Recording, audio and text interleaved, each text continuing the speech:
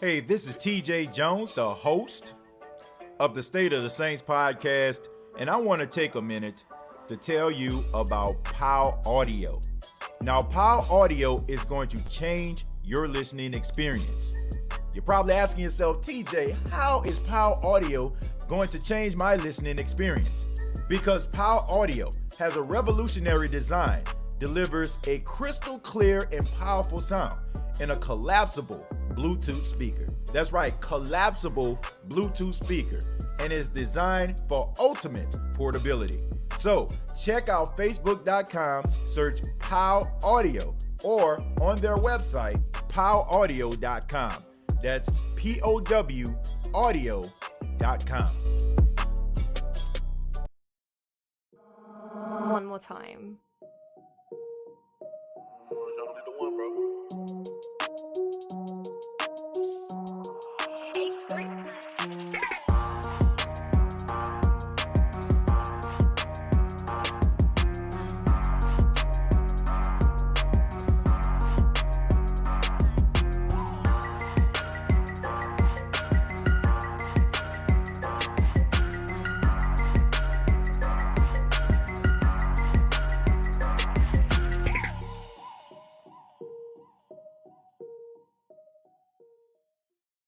Hey, what's going on, Who Dat Nation? It is yours truly, TJ Jones, the host of the State of the Saints podcast.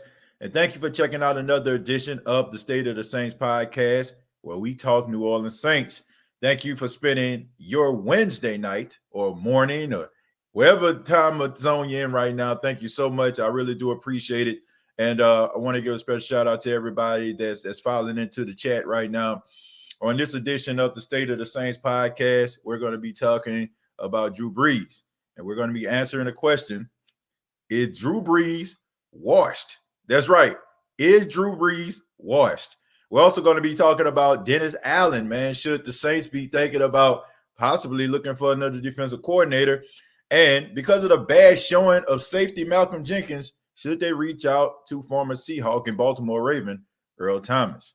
But before I get started, also, I want to mention that tomorrow on the State of the Saints podcast, Rob Walker will be on the show of NOLA.com. Rob Walker, some of you probably seen Rob on the show a couple weeks ago, but he's coming back because we're going to be discussing his article, man. It talks about the Saints offense and how he feels that the Saints offense needs to change, and it starts with Drew Brees. And you can check that article out on the State of the Saints podcast Facebook page. You can check it out. You can go ahead and click the link and read the article, and we're going to be talking to Rob about that. So that's going to take place on 1 p.m. Central Standard Time, 2 Eastern, right here on the State of the Saints podcast. But let's go ahead and get into it. Let me give a special shout out to everybody that's in the chat right now. Once again, we got Casual Dex, we got Chosen Kingston, my guy. We got Key in the building. We got Brian in here. Dalton, what's going on, Dalton? We got Michael, X-Man, Neville, Brandon, and we got Jerry Poor up in here, man. So thank y'all so much for, being a part of the State of the Saints podcast, the usuals. Also, what I'm going to do right now as I'm speaking, I'm going to go ahead and put the link in there. So I'm going to be taking a few of your phone calls in just a minute. We're going to be talking about it, give you opportunity to call in and give your take on some of the topics. But we just want to go ahead and set it up first and discuss some of these things before, I start taking some of the phone calls. But feel free to call in. Don't be shy. I understand some people, I promise you I won't bite. You can ask me anything you want to. You can say anything that you want to as long as it's not explicit. This is a family show. A lot of young kids watch this show. So just keep that in mind. But let's go ahead and talk a little bit about Drew Brees. To answer the question, is Drew Brees washed? And before I get started with this question, I just want to let everyone know that these questions do not come from me. All right. These do not come from me. If you follow the State of the Saints podcast Facebook page, I asked a question early this morning.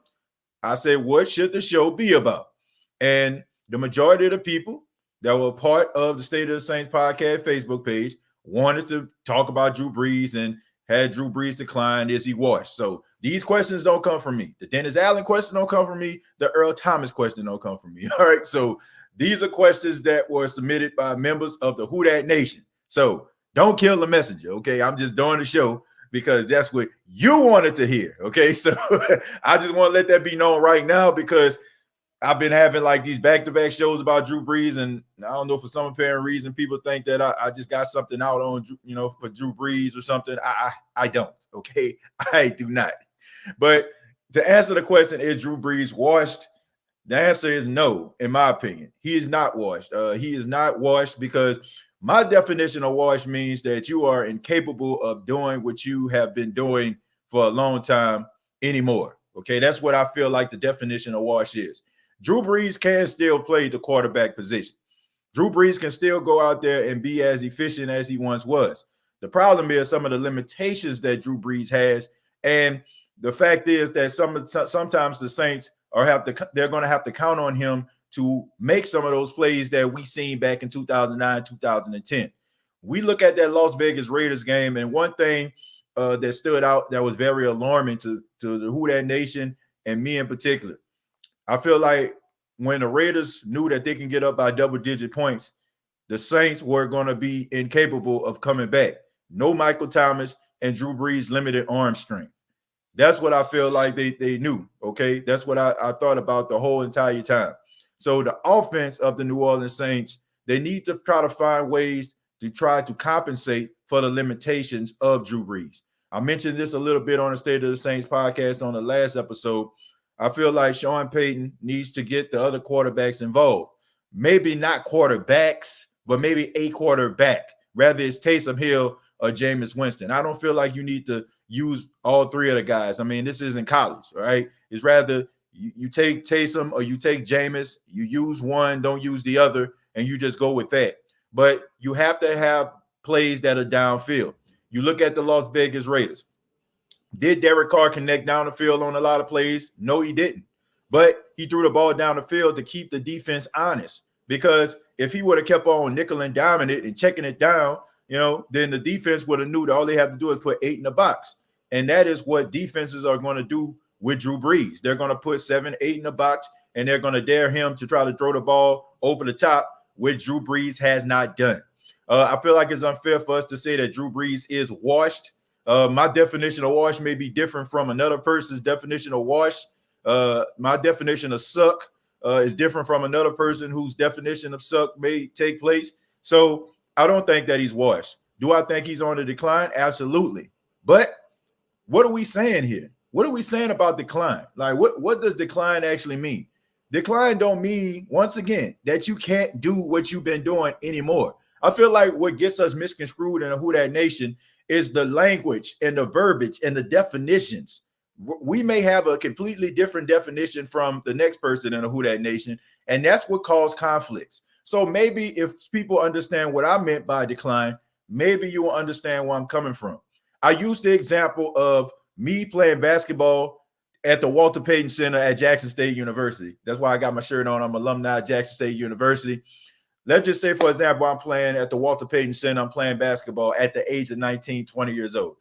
I'm not trying to brag or boast on myself, but I can jump with the best of them. I can run on a fast break. No lie. I can run on a fast break after I steal a ball, and I can jump over the rim and just drop the ball into the goal. Like, don't even touch the rim. I had really, God bless me with great athletic ability, okay? But I'm 34 years old. If I'm on a fast break now, I'm not going to have the type of ups. I don't have the type of hops, okay? I just don't. Not anymore. It's not the fact that, it's not the fact that I don't want to do those things. It's not the fact that I don't have the intention of doing them. I just can't. I can't. At that particular time, I probably was like maybe 180, 190. You know what I'm saying? I was much smaller. I was much faster. So that doesn't mean that I'm still not a good athlete. You know what I'm saying? I still can go out there and run. I can play basketball a little bit. I feel like that's the definition of decline. For you not to be able to have the same athletic ability as you did in your youth.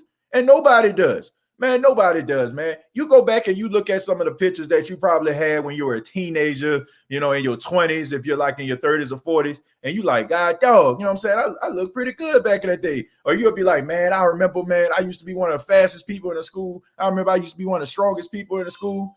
And now you probably don't have those type of, those type of, physical traits anymore. It's just what it is. That's what my definition of decline is, that you can't do some of the things that you once did. Drew Brees throwing the ball downfield on a flea flicker, right? We know that the ball was getting down there to Devery Henderson or Robert Meacham or Joe Morgan or one of those other speedy receivers. He just can't do it anymore, folks.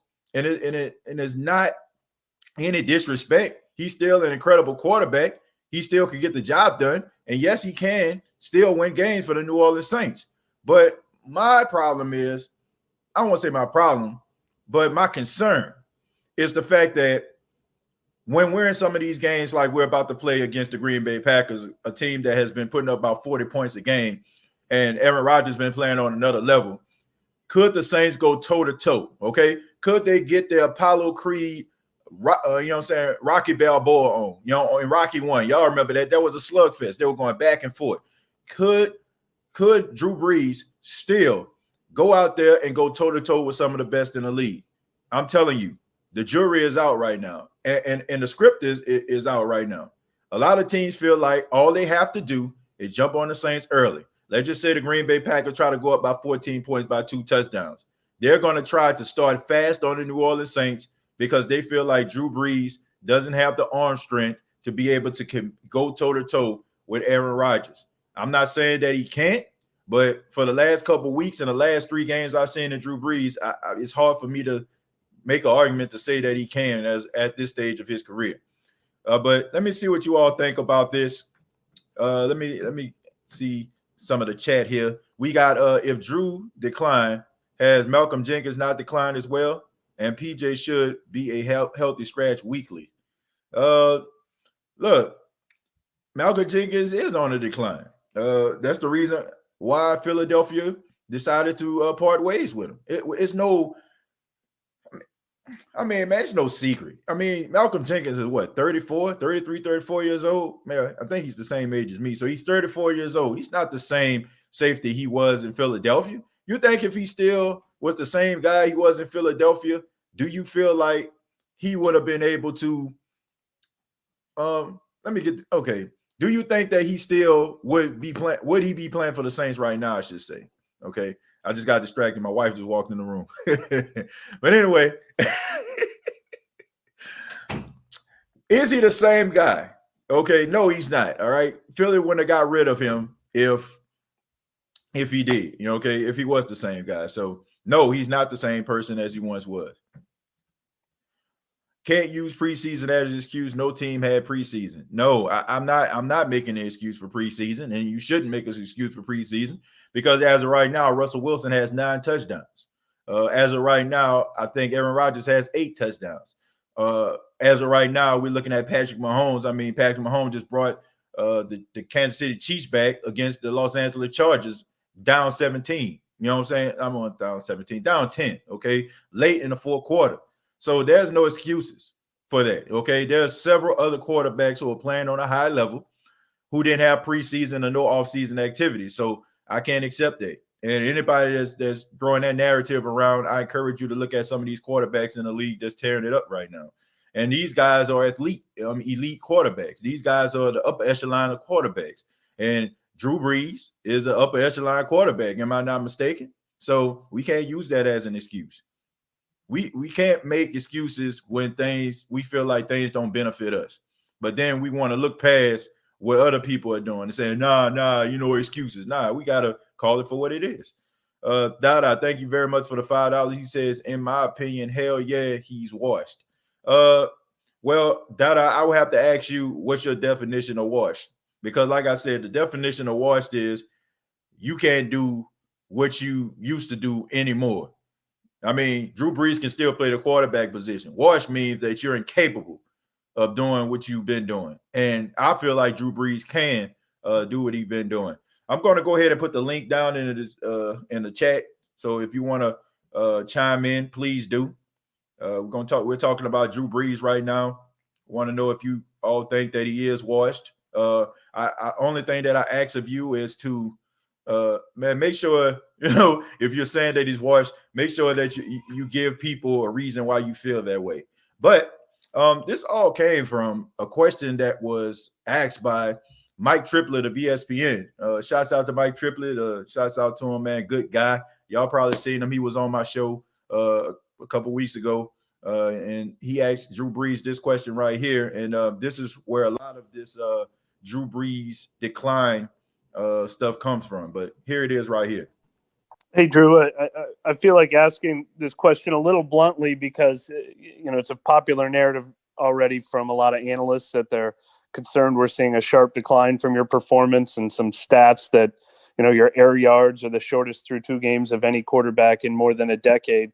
What would you say to counter the narrative that you don't feel like you're starting this season showing decline?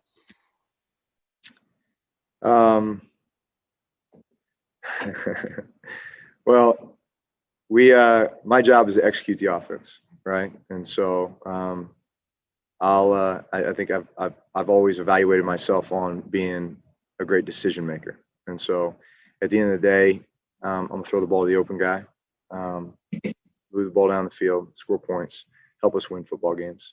So that's my job. My job is not to have the most air yards or throw the ball down the field the most or anything like that. My job is to help us win.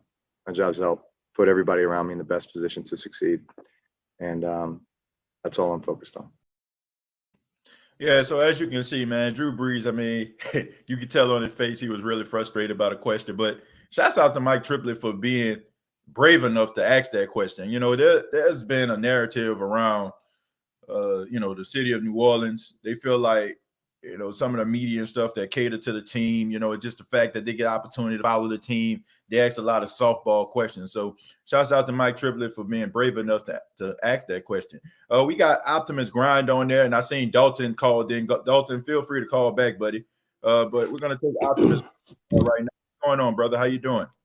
Man, I'm doing good, TJ, man. Love the show. Just wanted to call and chime in on it. You know what I'm saying?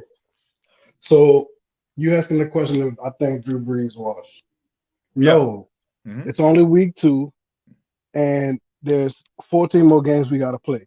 Everybody looking at this, like he said it in a recent interview where the team is not in sync. All the OTAs and the preseason games allow you to build chemistry, especially with these new players. And then you got Andrews P going down, and you filling in these rookies and players that don't get a lot of reps in. So obviously, the team is going to look like we having problems. But at the same time, history shows we always start off slow. I think they put up a stat on ESPN where for the past 3-5 seasons we always couldn't make it. We never could make it to 2-0. Yeah. So I'm not worried until Drew Brees start throwing up picks like Jameis. Right. I'm just gonna ride it out. Right. Let me ask you this though. I mentioned this earlier. What do you say about some of these other teams out here, the Green Bay Packers and Aaron Rodgers, Russell Wilson? These quarterbacks starting off fast right now. And what would you say that, if somebody was to say, well, look at these 2 quarterbacks and look at the Saints, what would be your response to that? So my response to that would be, look at the team that's around those quarterbacks. Mm-hmm. For example, take Green Bay. Right. Green Bay offensive line, I think they've only lost maybe 1 starter since Aaron Rodgers has been there. I think it was the Bakhtiari guy. Yeah, but Balaga. Yeah. Outside of that, there hasn't been a whole lot of changes. So it's good point. We're constantly trying to improve because we know Drew Brees is on his way out. Mm. And I think we're kind of in that flux where we have to figure out, well, are we ready to move on from Drew? Or if we're going to try to continue building a championship team around him. Right. The problem with that is we keep having these successful seasons. We're not even going to have, a low enough or high enough draft pick to go out and get a successor. So that's why we're just in this weird flux where it's we're too good to tank, but we're not bad enough to get a high draft pick. Right. So until Drew is retired, we're gonna see this mediocre slow start, and then the team is gonna rally, and then we're gonna probably start winning football games. I predict us going 13-3 again. Okay. until we lose 2 more games. I mean, and even then, like our division, we still in first. Right. So I mean, I, it's a lot, bro. It's just it's not everybody ready to write off Drew Brees and say, oh, he on a decline. The man fought it. The man in his 40s. Like you're not gonna be able to, like you said, you're not gonna be able to jump like you used to, run like you used to. Man. Yeah. So it's just one of them things where it's like you got to put some respect on his name until he like start costing us games. Like that last game, the whole team as a whole, we were good in the first half. We played bad the second half, and we were out coached and out game plan. Like that's pretty much it because they just played the time of possession game and we couldn't slow down Wilder. That's it. Yeah, I agree. I agree exactly what you're saying, man. You made some very compelling points there, and I appreciate it, Optimus, man. Call back anytime. Thank you very much, man. Take it easy. All right, later. Yeah, Optimus, man. That was he made some great points about the Green Bay Packers offensive line, and he also talked about Drew Brees. I mean, like I said, it's just the definition of decline or washed, in my opinion. I feel like that's the conflict between the Who Dat Nation. I want to give a special shout out to, let me see, Mr. Pops 3000. He says, has anybody ever noticed that Peyton has declined as a play caller? Since he got married, she is bringing my boy down. So you saying like she Jessica Simpson to his Tony Romo? Okay. All right. And also, Dada, thank you for the $5 again. He says he can stretch the defense with his deep passes, and to me, if you play, you should be more than a one-trick pony. Okay, so he's saying that he can't get the ball down the field, so that's the reason why. Okay, we're gonna go to Donald, man. What's going on, Donald? How you doing, brother? Man, what's going on, TJ? Hey, how you doing, man? What you got for me, man? We talking Drew Brees. Is he washed? No, that's an easy no, man. They ain't even close to it, man. Just because somebody don't throw the ball down the field don't mean that they can't win you a ball game. I mean, and that's just in layman's terms, because you could put Taysom in there and you could put Jameis in there. They can't read a defense like Drew can read a defense. You know what I mean? So you have to look at both sides of that. You could say, oh, they'll get better to stretch the field, which they will. But at the same time, how many turnovers are they going to have, or how many sacks they're going to take unneededly? So to me, he is not washed, nowhere near washed. But is he what he used to be? No, none of us are. At this point in our life, none of us are what we used to be. But to say he washed after 2 games, nah, that ain't it. Yeah. Let me ask you this, man. What's the excuse for the New Orleans Saints? The fact that this team has been together for the most part about 3 to 4 years, and them continuously having slow starts like this. What do you believe is the issue, in your opinion? What do you think the issue is? To me, they're not focused. They're not a focused team. They're not a disciplined team, especially early in the year. And it's sad to see that because they are so talented, man. This is one of the most talented teams we ever had. And of course, you know that, so to see them go out there and perform the way they perform, and there's no excuse for it. It is every single year. There's no reason why the coaches shouldn't be on top of this already. If it was something that happened one year, that's one thing. But this is every single year they start off like this. So it's to me, it's the players too. It's not just the coaches. You can't just blame everything on the coaches. It's the players too for not having the mindset to go out there, earn your Skrilla, as you like to say, earn your money, man. Earn your money. And they don't do that. Honestly, it's like they have to get punched in the mouth and then they go out there and perform unless they playing a real good team. Then you see them go out there and perform well. I will not be surprised if they go out here and hang a 40 burger on the Green Bay Packers. That's a good point, man. They always seem to respond under adversity. It just I feel like I like to call it now the Marshawn Lattimore complex, right? When you're going up against elite competition, like you ball out, but then when you're going up against people you feel like are lowly teams, then you play down to the competition. So I agree exactly what you're saying, Donald. Good points, man. Go ahead, man. I'm sorry, man. You're going in and out. You're cutting out, man. Can you hear me? Okay, we gotta go ahead and move on from Donald. Donald, I'll come back to you, man. In a second, but you're having a little connection issues. We're gonna move on to Juan, man. What's going on, Juan? How you doing, brother? Hey, good. Yourself? I'm doing all right, man. What you got for me? We're talking Drew Brees. Is he washed? I don't think he's washed. Just like everybody, he's not who he used to be. But when you said like compared to Aaron Rodgers or Russell Wilson, right. The difference is that those guys, Rodgers may be getting a little bit older, but he can move out of the pocket. Right. He's not statue like Drew Brees is. Mm-hmm. And I support Drew Brees a lot, and I defend him a lot, but I just don't see the same velocity on his throws. I don't see. It's just something is different, but I can't really explain it. Right. So I kind of go back and forth between let's rip off the Band-Aid and start Taysom Hill, and then I go back to reality. Like whoa, calm down. You're like. Don't be careful what you wish for, because if we get Taysom in there and he can't read the defense, we're not going to be in a pretty good spot. Right. You know what I'm saying? Right. Hey, Juan, let me ask you this. Okay, you talked about Taysom Hill. He only had 3 offensive snaps against the Las Vegas Raiders. Do you feel like the Saints probably would have been more successful offensively on Monday night if they would have utilized Taysom Hill a little bit more in the offense? Absolutely. He brings a different element to our game that Drew doesn't. I'm not saying he's more accurate than Drew, because that's not close. Right. But they like to rush Drew up the middle. If they do that to Taysom, he can go out he can just run it. And I just feel like Drew, unfortunately, he can't do that anymore. Yeah. You know what I'm saying? Yeah. But I've gone back and forth, rip up the Band-Aid, and then, kind of go back to reality. But I gotta say just one thing, and it's kind of on that topic of quarterbacks. Yeah, go ahead. I see all these teams with a young quarterback. Justin Herbert is a pretty good one, it seems like. Yeah. We passed on Lamar Jackson. We didn't trade up for Patrick Mahomes. We didn't draft Deshaun Watson.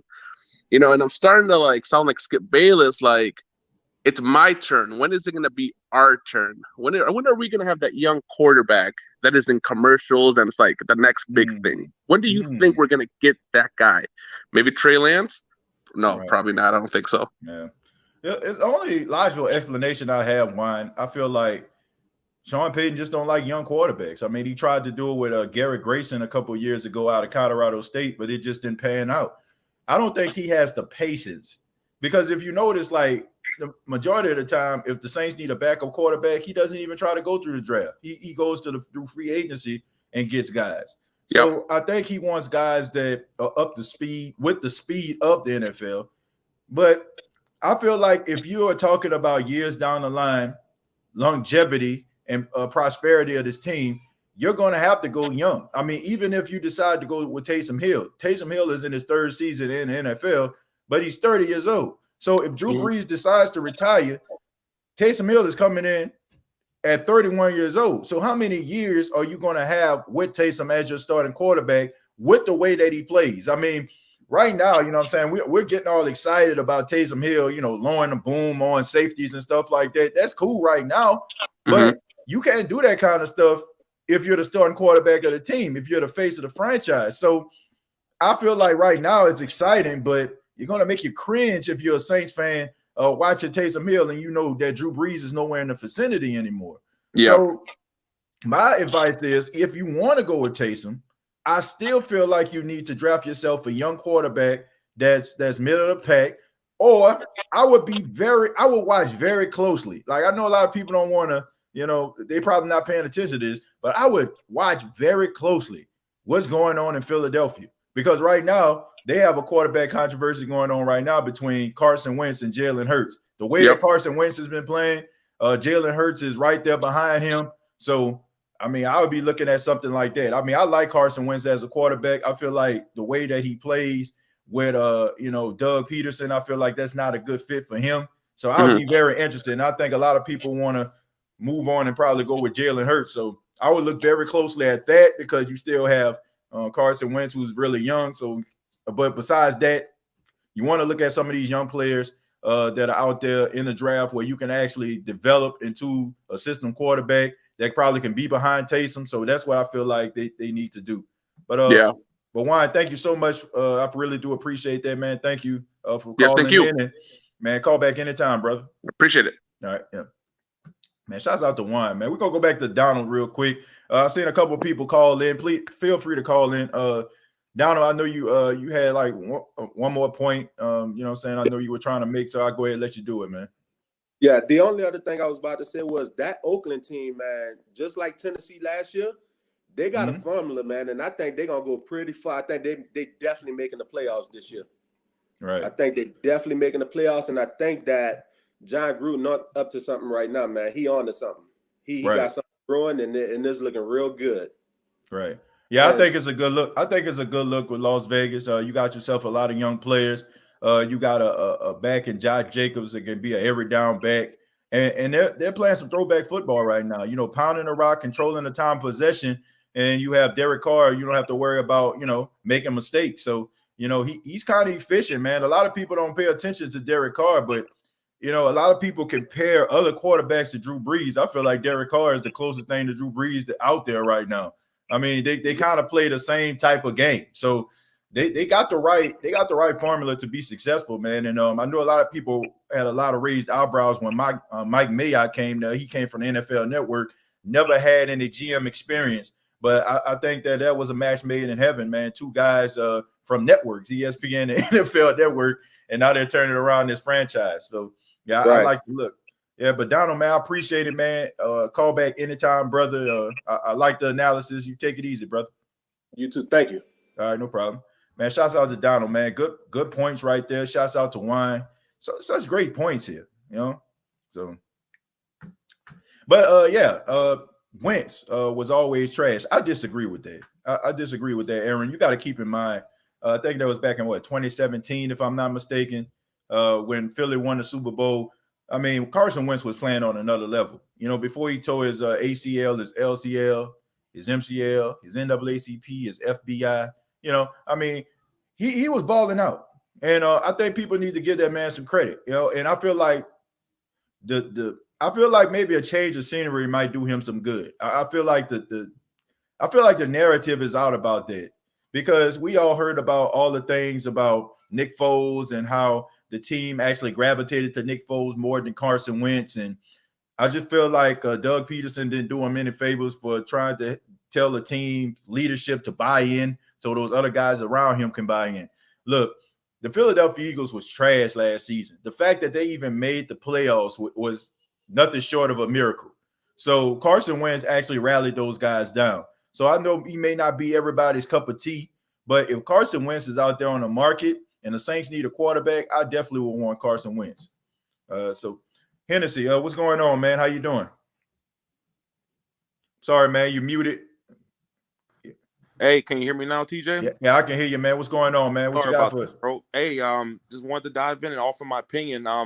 As far as the Wash thing is concerned, TJ, I honestly think, bro, that he has lost his ability to lead the team. And what I go to for that opinion, honestly, is I think back to before the season started last year, and the first year Ingram was not re-signed. People were kind of upset about that on the team because that guy was the heart and soul of the team. He really was the leading and dancing in the locker room and all of that stuff that we remember, right? So now he's not on the team. Drew gets hurt. And all of a sudden we have this new rallying cry, right? So we have this QB. We become far more what's the word I want to say? Balanced. We were very balanced, man. Y'all remember this stuff? We were super balanced. Running and passing and doing all these things that were keeping teams off balance, right? Go undefeated. And let's remember, we beat Russell Wilson in Seattle without Drew Brees. And I think that week that we played Seattle, it was up in the air, maybe even until Tuesday, whether or not Drew would play. So Teddy had short prep. Everybody rallies. We remember all that stuff. So I'm saying all that to get to this point. We are not blind, TJ. I was saying this Sunday when we talked, bro. We are smart, y'all. Everybody that's watching, we watch football too. We're not stupid, right? They may have coaches right now that are in this chat, for all I know. The players went back and looked at the playoff game last year. They saw what Drew did. the same way that we did. And then the offseason in which he made the comments that he made about the anthem, you remember how quickly people checked him on that? Right. That shows you right there how they're starting to feel about their QB, how quickly they jumped on it and all that stuff. I suggest when we went during the summer when this first happened, I thought that was the best time to do a clean break so that you don't have people thinking, well, man, we were more balanced without you. And now you saying this controversial stuff that we're really not feeling. We already wasn't able to keep our homeboy who we love because we're paying you. And then in the biggest moments, you tend to play a part in us not succeeding. You're playing a part, not all the blame, but as I was somebody, Skip Bayless, somebody was saying that Drew has always been the one thing that you could count on as helping us win. But going back to what our eyes are showing us, the man is clearly digressed. But I really do feel that what you see is a team that's uninspired, in my opinion. I really do feel that you have guys on the team feeling we are more dangerous with one of these other cats. And because they're professionals, nobody's tweeting little slick stuff, and I respect their professionalism on Airline Highway. But if things get real ugly with Aaron Rodgers coming in that dome, and Drew looks anywhere close to what he did, I think you will start to see somebody feeling a little bit more emboldened, and you will start to see people saying, hey, look, we need a different direction now. And we hate to see it in this way, but the coach, the GM, everybody is playing a part in this, because my confusion still goes back to, why are we signing certain people if the man clearly cannot utilize those weapons? Why are you doing that now? And it just doesn't make sense. It's really like adding a third floor to a house when you are wheelchair bound. It's not making sense. It's not making sense. So, but I'm gonna keep listening, because I'm trying to come to your side and feeling that he's not washed, but I'm trying to find a better adjective where he's diminished to the point where we are no longer scary. I think that's a good definition and a good description of Drew Brees. I just got a problem with the word wash, hen. You know, the fact is, I feel like when you say somebody washed, that means like they just incapable, of doing it anymore. Like, I mean, that's just me. But like I said, I think the conflict between Who Dat Nation has a lot to do with what this definition of wash is. Like, it's almost like if you're looking at a abstract painting, right? And you'd be like, what does this painting says to you? You're going to get like several different definitions of it. So I feel like that's where, this is coming in. And one person might say, well, this painting reminds me of the great outdoors or something. And then the next person might say, outdoors? I don't feel that way. And that's where the conflict comes in. That's where the debate comes in. I wish we could hear from the GM what their definition of effective on a high level is, because their definition is the only one that matters. What are you seeing that's telling you, let's send this dude out there? And we've been seeing this over and over. I need their definition so my blood pressure can go down, because I see enough to go elsewhere. I'm telling you, man, I may be looking at it too hard, but the team seems to be thinking what we thinking, bro. They seem to be so lethargic because I'm sorry, guys. No, you're all right, man. They seem to be so lethargic out there, but you're right. Everybody has their own definitions, but one thing we are united in is we all clearly remember the Drew Brees that would be airing that thing out to Meacham and Devery Henderson, and we always had flea flickers, and it was a dangerous thing. Everybody in the dome would stand up. Now, I get nervous when Drew Brees throw the ball. I'm just being honest with y'all, bro. I get nervous now. I do. I'm gonna leave it at that, bro. The food just arrived. I'm gonna sit down with the queen and little man and keep listening to everybody else. But who that, bro? Hey, who that, man? Appreciate it, Hint, man. Take it easy. Have a good night. Man, shouts out to Hint, man. Always good points. Shouts out to everybody in the chat right now. Sanchez, I'm gonna get to you in a second, but let me go ahead and get back to the chat, man. Travis says, boom. So he hitting the nail on the head, like what Henny was saying. He is not washed. Okay. We got let me see. He's talking to Anthony directly. He says, but should Allen be fired? We'll get to that in a minute. How long Drew signed for? He got a 2-year contract. Most of the money he's already gotten through a signing bonus. So I think he's supposed to make like maybe $1 or $2 million if he decides to come back next year, which I highly doubt. Kenneth says, is Drew Brees still elite? Yes or no?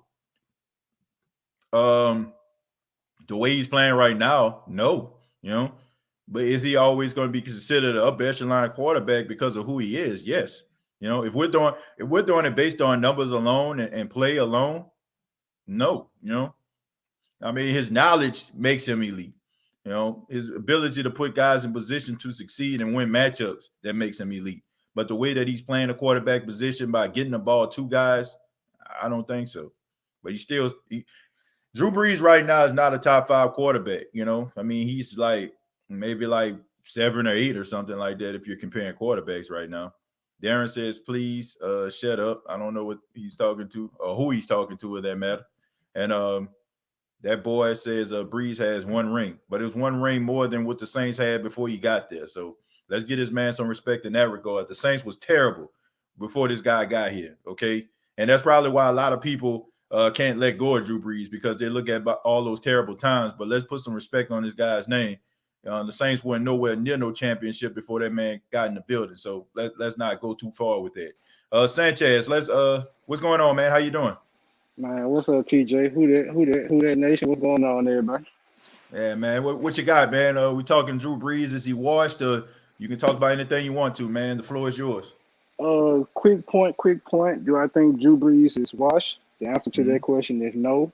But I do feel like we are in that Denver Broncos tail end of Peyton Manning career type deal, where we're relying more on Drew Brees' mental of the game rather than his arm strength. That's what I feel like we're relying on. And I missed the last caller's name, but I think he made a great point. When we had weapons like Deontay Harris, Emmanuel Sanders, Lil Jordan Humphreys, still, just on the block whenever he get out there. Michael Thomas, we got all these weapons, but what good does it make when we can't get the ball downfield? And everybody knows that Drew Brees is on the decline. We've been seeing it not just these past 2 weeks, but the past 3-4 years of the playoffs. So it's out there. It's visible. So you know what I'm saying? That's really all I got to say about it. I just really do believe that we're relying on his mental for him to play almost a perfect game with little to no mistakes, rather than, hey, just go out there and fling the ball. Well, Sanchez, before you go, man, let me ask you this. Okay, you mentioned Lil Jordan Humphreys, you mentioned Deontay Harris. Do you feel like if Jameis or Taysom was the quarterback, or if they were more involved in the offense, would you see some of these guys making plays? Or do you feel like Sean Payton still wouldn't call their number? I think we'll see them making plays, but the key thing is, once again, we are the same flashes. When it comes to reading the defense, are they going to give us the same ability that Drew Brees gives us at the end of the day? That's really the biggest question. We've seen the abilities that Jameis had. We've seen what Taysom Hill can do at 30, 31 years old. So at the end of the day, once again, it's all about when the defense is on the other side of the ball, can they outsmart their game plan? Right. I mean, that's a good point, man. Sanchez, great points. Appreciate you for calling. Call back anytime, brother. Appreciate it, man. Y'all have a good night. All right, man. Who that? Yeah, man. Shout out to Sanchez. Good points. But that goes back to what I was saying about Sean Payton. Sean Payton, he deserves some of this blame too. I mean, the fact is, I think that we look at Sean Payton and Drew Brees. I mean, these guys have been running this offense for the last 15 years. And I think Sean Payton deserves some of this blame too that we're not really paying attention to. And I seen someone in the chat, and I apologize that I don't remember your name, but they asked the question like, is Sean Payton, has he diminished as a play caller? I don't feel like Sean Payton diminished as a play caller. I just feel like Sean Payton just becomes infatuated with certain players, and he makes them his bread and butter. But he schemes around those guys always being around, and he doesn't think about the fact that these guys can possibly be hurt. For example, Michael Thomas, right? Michael Thomas, 149 receptions, played all 16 games last season, over 1,700 yards receiving. So you had all these different type of schemes and game plans surrounding Michael Thomas. But in the process, you're forgetting about Traquan Smith. In the process, you're forgetting about Lil Jordan Humphreys. In the process, you're forgetting about Deontay Harris. And at the time, Ted Ginn. Now you come into this season, 2020, Michael Thomas is hurt. And now the guys that you really didn't have a game plan for, you're basically plugging and playing these guys in spots that should have belonged to Michael Thomas. And you have these guys running routes that were Michael Thomas's strength. Michael Thomas is a great wide receiver. Michael Thomas can run all the routes in a route tree.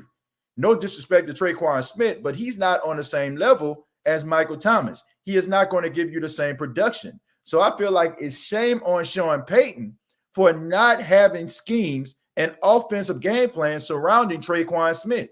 You should have the same type of energy for all these other players. You should look at these guys and sit them in a room or talk to your wide receivers coach, Curtis Johnson, and be like, look, Curtis, what does Lil Jordan Humphrey do well? What does Traquan Smith do well? What does Deontay Harris do well? And try to get yourself a game plan surrounding these guys instead of the usual suspects, because you're relying and dependent on these guys to stay available for you each and every week. And the realization is, folks, people get hurt. And when they get hurt, you're handicapping your team. But Sean Payton did speak to the media, man, about the offense. And I want to go ahead and play this clip real quick. This is Sean Payton answering a question from NOLA.com reporter Amy Just about the Saints offense and how they've been stagnant for the last 2 weeks. Sean, what do you think has maybe been off with the way Brees has been playing the last 2 weeks? If you think anything has been off, it just seems like he wasn't as accurate. He wasn't as accurate as you would normally expect from him. Hopefully you can hear me. I made the comment, you know, we've got to be precise with what we're doing in the passing game route wise. I agree with you, really.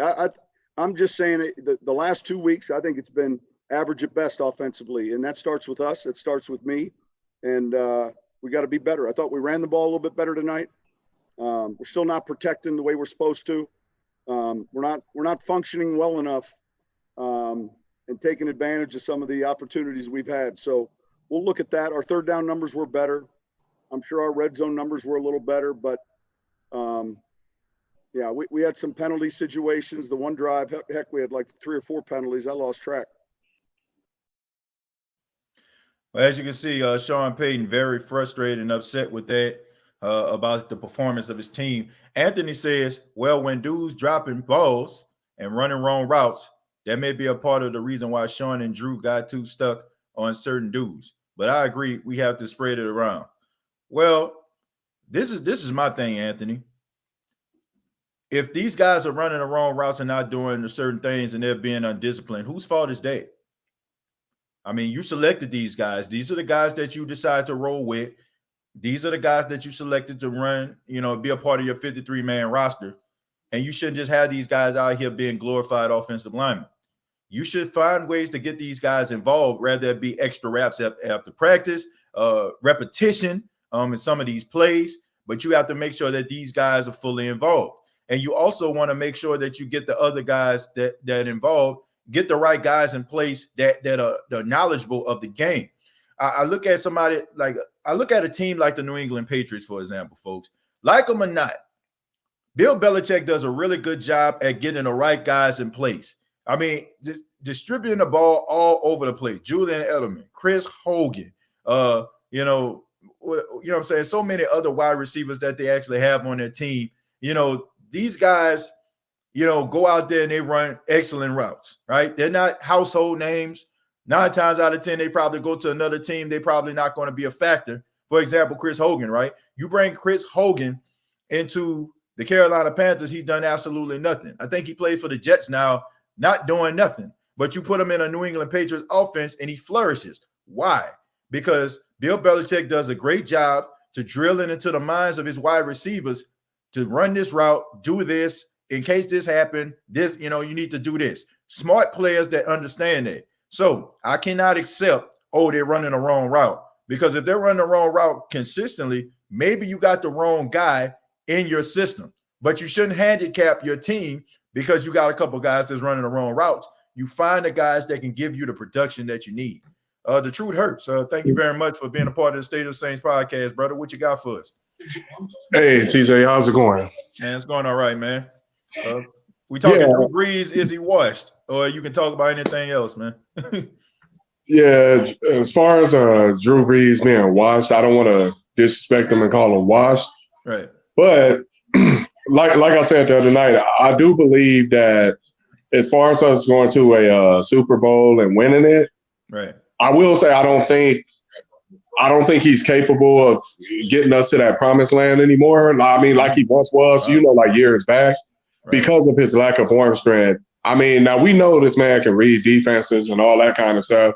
I mean, we know that. I'm not questioning that, but now I do feel that the games that we did lose, like for example, the other night down here in Las Vegas, and against Minnesota and against the Rams years back. Now I do feel that if we had a more quarterback that can get out of the pocket and can read defenses at the same time. Now I do believe those games wouldn't even been close. That's just my personal opinion. I could be wrong about that. No, I don't think you're wrong. I really don't. I think that's a good point that you're making. Yeah, but I'll let you go ahead and finish, and then I'll go ahead and say what I got to say. Go ahead, man. I'm sorry. Because think about it. I mean, no disrespect to the Los Angeles Rams, because that's my dad's team. He's been a diehard Rams fan, and my dad's from New Orleans, but he's been a diehard Rams fan ever since. But going back to that NFC Championship, now I was one of them when it first happened. I said, okay, the reason why we lost this game because it was a bad non-PI call. I know that. I mean, anybody can see that. I mean, you wonder, any blind person or anybody with two eyes can see that. But when you think about it, let's think about it. The game shouldn't even been that close. I mean, we had 2 possessions in the red zone. When we first got the ball, we drove up the field. I know Dan Arnold dropped the pass on 3rd down. That wasn't Drew Brees' fault. We had to settle for 3 points. The next play, the next possession, DeMario Williams got an interception for us. We deep in the Los Angeles Rams territory. We could not punch that ball in the end zone. Now, I do think the game, if we would have jumped out to a 21 lead instead of 21 or at least 20-point lead instead of a 13-0 lead, I feel it would have been a different game, and it wouldn't have not came down to, the referees missing a bad call, because let's face it, it was early 4th quarter. I think it was like 3rd and long. I mean, he had Ted Ginn Jr. wide open. I don't know if you know which play I'm talking about. The ball was like actually thrown behind. The good old Hall of Famer Troy Aikman said that, Drew Brees had a chance on that play. If he hit the ball right in front of Ted Ginn on the move, I mean, we got a first down. We could have extended that drive, but we just had to punt. And I also think Taysom Hill should have been utilized more of that game too. I mean, I know a lot of people say we don't know if he can read the defenses, but I really believe that, like I said, if we get a more accurate quarterback in there that can read the defenses and can move when a pocket break down, a lot of these teams would have a chance against this Saints offense, because the Saints, they have a lot of talent on offense. Right. They have lethal weapons. They have talent on offense. So, but I mean, we'll see how it plays out. But I don't know, man. I don't know. Well, look, the truth is, you made me think about something, man. I think the biggest issue with the New Orleans Saints is the ability to make the kill shot when they're ahead. You look at like some of these other teams, right? Let's just say, for example, the Kansas City Chiefs. Mm-hmm. You look at Patrick Mahomes, who threw a pass to Tyreek Hill in that game against the Chargers last week. I don't know if people saw that or not, but he threw the ball down the field, man. I mean, on a rope. You know what I'm saying? Running out of the pocket. He threw the ball like 50 yards. Okay, like he has incredible arm strength. I feel like that's not fair. But if he didn't have the ability to scramble to extend some of those drives, and he didn't have the ability to have that arm strength that people fear, they wouldn't have won that game. They wouldn't have. Oh yeah, go ahead, man. I'm sorry, I'm sorry to cut you off, and you can say the same thing about that Super Bowl, because when San Francisco was up 20 to about 10-point lead, the Chiefs offense couldn't get anything going. But I think what changed the game when Patrick Mahomes, he hit Tyreek Hill for that long pass. That would change it. Now, if that was us in that situation, like I said, I'm not, because I love you guys. I love the Who Dat Nation. I love Drew Brees. I love the crap out of this man. But like you've been saying, we just got to call it what it is. Like if a team jump out to a lead on us, I know they looking at it like, okay, they don't think Drew Brees is capable of beating them anymore. So that's why you see more press coverages on the other team defensive backs, like, getting all in our receivers' face. Right. And, and especially if they have a good defensive line, they can, just clearly rush the pass rusher. And we know Drew Brees ain't going to get out of the pocket. We know that for a fact. We know he's not going to run. So good point. Yeah, those are some great points, Truth Hurts. I agree with you. I definitely agree with that. I feel like the jury is out on the Saints offense. And a lot of people don't respect it like they once did anymore. But I really do appreciate it. Call back anytime, my brother, man. Appreciate all the commentary and all the comments that you put out there. And, look forward to speaking to you again, man. All right, man. Be safe, brother. Who that? The Truth Hurts, man. Good brother right there. We're going to move on to Brandon. Brandon, what's going on, man? How you doing? What's happening, TJ? Been listening to your content for a minute, man. You the truth. I appreciate it, man. Thank you so much, man. We're talking Drew Brees, man. Is Drew Brees washed, or you have any other comments that you want to make about the Saints? So I'll give you 2 points, TJ. I feel like when it comes to Brees, he's not washed. Like, we talking about one of the GOATs, whoever snapped at QB before, you know what I'm saying? Right. Drew not only a good dude, but he's one of the best ever to lace up for a QB. But the point is, it's like I said on YouTube, on your video before we played the Bucks. If you just take the past 3 seasons, you can look at his stats for plays over 20 yards. 3 seasons ago, it was only 72. 2 seasons ago, it was only 58. Last season, it was only 37. And we're 2 games into the season this year. I believe it's only 2 or 3. So it's not that he's washed. You just got to look at the writing on the wall sometimes, and that's a clear decline. You got to say it is what it is. Like, he's done amazing things for us, but he's struggling to get over 200 yards a game right now. Right. And it's because these defenses know he's not going to take the top off of you. Right. All you have to do is play 20 to 15 yards in, and that's the best they can do right now as far as the passing game. Right. They're going to hit you with underneath slots, screens, and stuff like that to try to produce the big play, because he's not going to throw it over the top of you. Right. So go ahead. No, I was just going to ask you. So, what do you think is a solution to this? Like, okay, you won't want to take Drew Brees out of the lineup because he gives you the best position to win games. Okay, let's not get it twisted here. He's the more qualified quarterback out of Taysom and Jameis. But how do you make up for the lack of arm strength and the ability to get the ball down the field without making your offense one-dimensional? Like, for example, if Taysom Hill comes into the game, how do you make defenses believe that he's in there to run the football or he's there to do a short pass? Like, what should the Saints do to make up for the lack of arm strength of Drew Brees? Well, personally, for me, I believe that, like, Taysom is the future of the team. Because I follow him, as I'm sure many Saints fans do. Yeah. I follow him heavy. And look at the last preseasons he had, even when we had Teddy Bridgewater. He heavily outplayed Teddy Bridgewater in that preseason. He was doing his thing. And even still, like, when Taysom comes into the game now, they know he's a gadget player. He's going to hit you deep or he's going to run the ball. Right. And most times out of not, they can't stop either. Right. So I'm of the ilk that I believe that Taysom should go ahead and take over, because at the end of the day, I don't have a solution for Brees' shortcomings as far as his arm strength. Because I believe somebody said it earlier in who you were chatting with. It's another thing that our personnel matches that type of play. Because when you bring in Emmanuel Sanders, when you have, we got Harris back there, who's a complete deep threat. Outside of him, we don't get very much production from the other wide receivers on the roster. Right. Taquan Smith is trying to step up, but he hasn't been able to, get over that hill yet. Right. So outside of him, the only sure hands we have is just Thomas. Even Cooks drop passes sometimes. Good point. and you know Kamara's going to catch the ball out of the backfield, right. but more than likely he's going to catch a screen behind the line of scrimmage, or maybe a quick pass 5 yards up, and any bonus yards he gets from that is just run after the catch. It's not Drew's arm getting it; it's Kamara's legs. Right. Yeah, I mean, those are great points right there.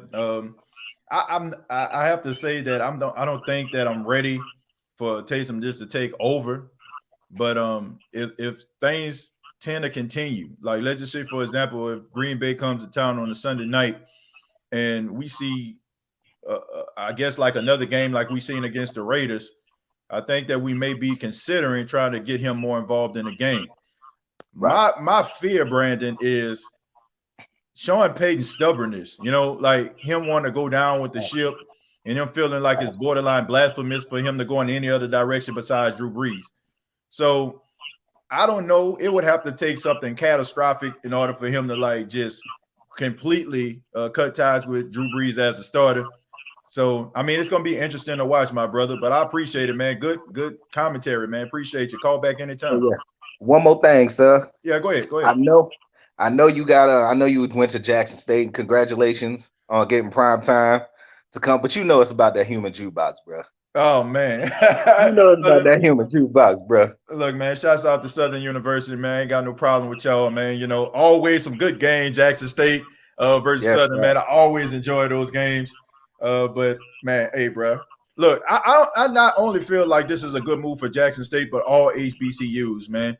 I mean, the cachet that Deion Sanders has coming to town, it's going to make a lot of these HBCUs much better because you got some of these 4- and 5-star recruits going to be looking, and they're going to be trying to see what these historical black colleges are doing, and they definitely going to want to get on board, man. But, hey, bro, look, I grew up in New Orleans. I've been down with the Bayou Classic before I even knew what Jackson State was. I'm a Tiger through and through, but I always got love for Southern and Grambling, you know what I'm saying? Except when we got to play y'all. You know what I'm saying? I feel you on. There's no hating at all, brother. The Sonic Boom out there. They do their thing. Yeah, man. I appreciate it, man. Call back anytime, man. Yes, sir. All right, take care. Man, shouts out to Brandon right there, man. Southern University in the building. Like I said, man, I ain't got no problem with, Southern or Grambling, except when they got to play Jackson State. I grew up watching the Bayou Classic for a good little minute, man. I wanted to attend Grambling. And of course, the late, great Eddie Robinson as the coach. Doug Williams came along right after I got out of high school, excuse me. So, man, that's a school I wanted to play for. So, but, Jackson State, that's my school, man, through and through. Tiger, bleed, blue and white, all day, all night. You know what I'm saying? Shouts out to him, man. Let's get back to the chat. Who was that just called? The brother that just called, man, I apologize for seeing you hang up. I can't think of your name, but feel free to call back, brother. Crowd says Sonic Boom of the South. Yes, sir. Sonic Boom. The S on their chest because they know they the best. Yes, sir. Yes, sir. ATJ, what up, fam? Who that? RJ Mason, what's going on, man? Carnell just can't read defense. Who can't read defense, Carnell? Feel free. Let me know who you think can't read defense. Ike says, like the 1-2 punch idea, actually. The thing about it is, unlike running backs, a 1-2 punch at the quarterback it's tough. I'm trying to think back. I'm okay. For those that are football historians, right? The Dallas Cowboys, when Tom Landry was their head coach, he had Roger Staubach and he had another quarterback. I can't think of his name. And he was like switching these guys out through halves, right? And one guy come in, play really well, but then the other guy had to come in the second half. He rushed it because he'd been sitting on the bench the whole entire time. For 30 minutes, he's been sitting on the bench. So Tom Landry had to make a decision, and he decided to go with Roger Staubach. And the other guy, he ended up leading Denver to the Super Bowl, which he ended up losing to, ironically, the Cowboys. But you got to make yourself a decision, man. It's tough for a quarterback just to come off the bench, and be as fresh as a daisy, no reps. He gonna come in rusty. So you don't want to be like, okay, man, Taysom, Drew. It's going. You gotta make sure that these quarterbacks have timing, they get in a rhythm, and you don't want to break that, especially like when they're playing well. Nick, what's going on, man? Can you hear me? Oh, what's up, TJ? You can hear me? Yeah, I can hear you, man. We talk about Drew Brees, man. Is he washed? Well, I could say he washed for Drew Brees. We expecting him to be Drew Brees from when we first got Drew Brees. He ain't the same person we used to, but he ain't washed that to somebody else like Blake Broders or somebody like that. He's not washed like that, you know. But I think you said the last word you were talking about a solution. I think I got a solution. Just go ahead, man. No huddle to, you know what I'm saying? Let Drew go with the no huddle and that make up for all the, you know what I'm saying? Not giving the defense opportunity to set up. You know what I'm saying? Right. So you feel like the fact that the defense won't be able to rotate, you can actually expose some of the matchups better. So you feel like I feel like put all your weapons in the game and just let Drew pick them apart. We already know he ain't going down the field. Let him 10 yards here, 10 yards there, and feed Kamara a couple of times up the middle and stop on the outside. You know what I'm saying? Right. So that's what I think. Okay, Nick, but let me ask you this, man, before we get out of here. Do you feel like they need to get Taysom more involved? Do you still like I know you're talking no huddle here, but do you think that they need to put Taysom in a game, have him throw a couple passes? And if you believe that, how many passes you think he should throw a game? Well, I think he could throw. I don't think you should take the ball out of Drew's hands, period. You're going to throw the ball, let Drew throw it. Right. But I think you can put him on the field more, period. Just let him give him that. I want to say that other day I had my internet with Trim. I want to tell when y'all was talking about Taysom Hill the other night. I feel like they gave Taysom Hill the money just for the playmaking he do. All around the board, just on special teams, offense, you know. Right. He do a lot of things. That's what I don't think they gave him the money, them thinking he the future. I just think they gave him the money because he earned it. He came up with big plays, a certain amount of big point a game, and turned the game around for us. You know what I'm saying? Yeah, that's a good point. That's a good point. That's a good point. You know, I mean, the things that he do, the roles that he play, he definitely deserves, you know, some money. You know, I really do believe that, you know. But I appreciate that, Nick, man. That's some good insight right there. Something to think about and chew on. So, you know, I'm definitely gonna ask the Who Dat Nation. Feel free, man. What y'all think about the Saints going into a no huddle? But Nick, man, TJ, go ahead, do your thing, man. Yeah, man, appreciate it, man. Thank you for calling, man. Feel free to call back anytime, my brother. Cool. I catch every morning. I be trying to catch every morning. I appreciate that, man. Thank you. All right, much love. Who that? All right, who that? Yeah, man. Shouts out to Nick, man. No huddle. You know, that's a interesting dynamic right there. You know, I mean, Chip Kelly type offense. What y'all think about that? No huddle. RJ says, I just want us to go to the Super Bowl. I think we all want that, RJ. Real talk. Mike says Marcus Williams tackling like he has rubber arms. He is really irking me. Yeah, that was horrible right there. For a guy who stood in front of the podium and told everybody I need to work on my tackling, it don't seem like he did anything all season. And I like Marcus Williams. Y'all already know that, but you got to call a spade a spade. One of his worst performances in the Saints uniform. He was out there getting work, man. He was out there getting work. Jules says, I enjoy your show because you talk about football. Jules, I appreciate that, man. That's what we do here. We talk about football. We break it down, man. And also, you know, it's not a right or wrong about this. You know, I don't sit in front of this camera and be like, oh, I'm the most correct person here. You know, I mean, there's some very interesting perspectives that are coming here and taking place here tonight. You know, people have been calling in. People have been video calling in, giving great points and great suggestions here. So collectively, this show is successful because everyone in the Who Dat Nation. But I appreciate it, brother. Anthony is laughing. Calvin says Taysom don't need to take over, but he needs to touch the football more than 3 times a game. I agree with that. I think we all need to be asking this question, Who Dat Nation. What the hell was going on with Taysom Hill? Okay, I mean, honestly, I never seen Taysom Hill not utilized as, you know, as much, I mean, as little as he was in this game against the Las Vegas Raiders. I really don't know what's going on. Like, was he hurt? Was there something going on? Was there a nagging injury? Like, did he injure himself? Like, why is it that he didn't take, like, you would think the way that the game was going that he would be more involved. And like I said, the only logical explanation I have is the fact that I feel like Sean Payton is just too damn stubborn.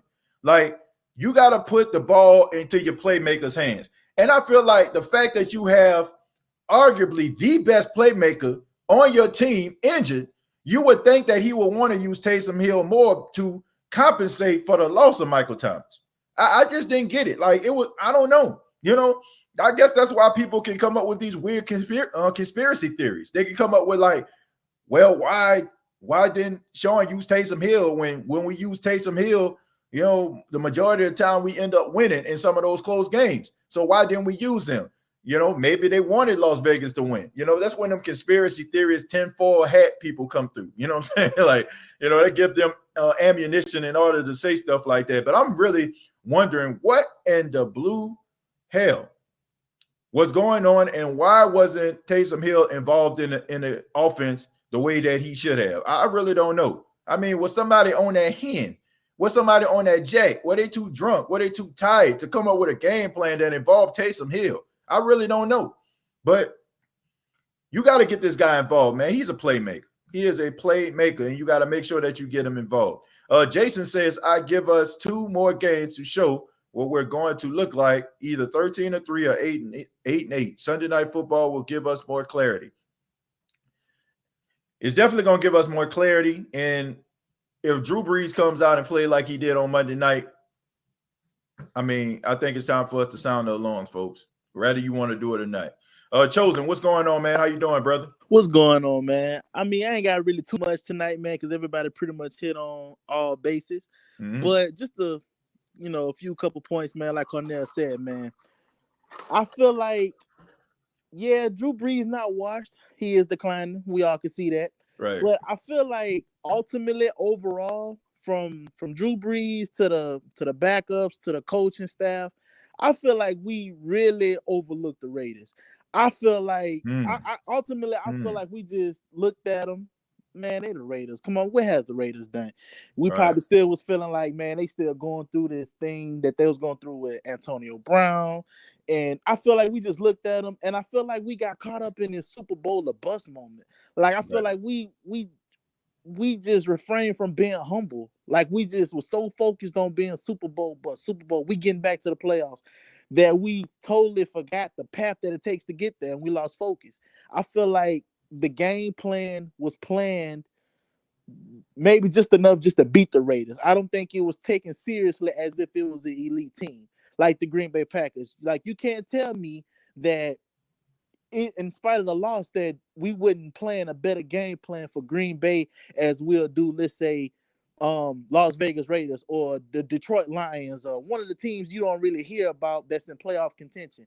You know, I feel like overall, man, we just didn't take this team serious. On top of us playing sloppy, and like how you say Marshawn Lattimore was, you know, he can lock up the best of them. But when it comes to a rookie, a undrafted, or just somebody out there who you can get off the street, they make them look like an all-pro or first ballot Hall of Fame. I just felt like we didn't take these guys serious enough, and we got punched in the mouth. So now it's a wake-up call. I think we have one of those kind of games every year, you know, and it just happened to happen, you know, prime time, Monday night, and everybody could see it. So I understand. I don't want to panic too much. I know some things that may be alarming, but overall, man, I feel like that we just didn't take these guys serious. We just said, oh, they got a new stadium, the Raiders. Oh, yeah, we got this, man. It's Super Bowl of buzz. We the Saints. I think we need to go back to being humble, and we need to treat every game like it's a playoff game, you know? I just feel like we just need to go back to being humble and take it one game at a time. We'll worry about the playoffs when we get there, but we just need to focus on the task at hand, week in and week out. That's all I got to say, man. I mean, that's a good point. You know, I mean, I definitely feel like they look past the Raiders. I don't know if they just felt like, or like you said, we the Saints, we were 13-3, this team struggling. We got on our all-white uniform, the color rush, and they probably looked at their overall record in color rush. We look good. We going to play good. You can't go out there, man. That's why I was telling people before the game. You know, people was telling me about these backup offensive linemen and all this kind of stuff, and Cam Jordan going to have a field day. You can never underestimate anybody, okay? You can't. You know, you can't underestimate anyone. You know, you got to make sure that when that person is lined up against you, you got to play that team or go up against that matchup like that guy. If you're an offensive lineman, like that next guy that you're going up against is J.J. Watt. Or if you're a defensive lineman, you got to line up like that guy's Tyron Smith, Ryan Ramczyk, or Teron Armstead or something. So they definitely underestimated them. They really didn't look at those guys. I feel like Chosen said, as contenders, and they just felt like those guys were beneath them. I hate to say it, and I like this guy, but I'm gonna have to start calling this and dubbing it. They've been Marshawn Lattimore. Marshawn Lattimore, he plays elite against elite competition, but he plays down to his competition when he goes up against guys that he felt like is beneath him. And you should never look at a team being beneath you. Any team can beat any other team any given Sunday. Okay. There's a reason why, for the exception of the Detroit Lions, were the only team and the Cleveland Browns are the only two teams in NFL history to go defeated the entire season, because teams got pride. So let's keep that in mind. Swag 504, I'm putting the link down there, man, so you can actually chime in. We're going to go ahead and move on, man. We talked a little bit about the Saints offense. We talked about Drew Brees on the decline.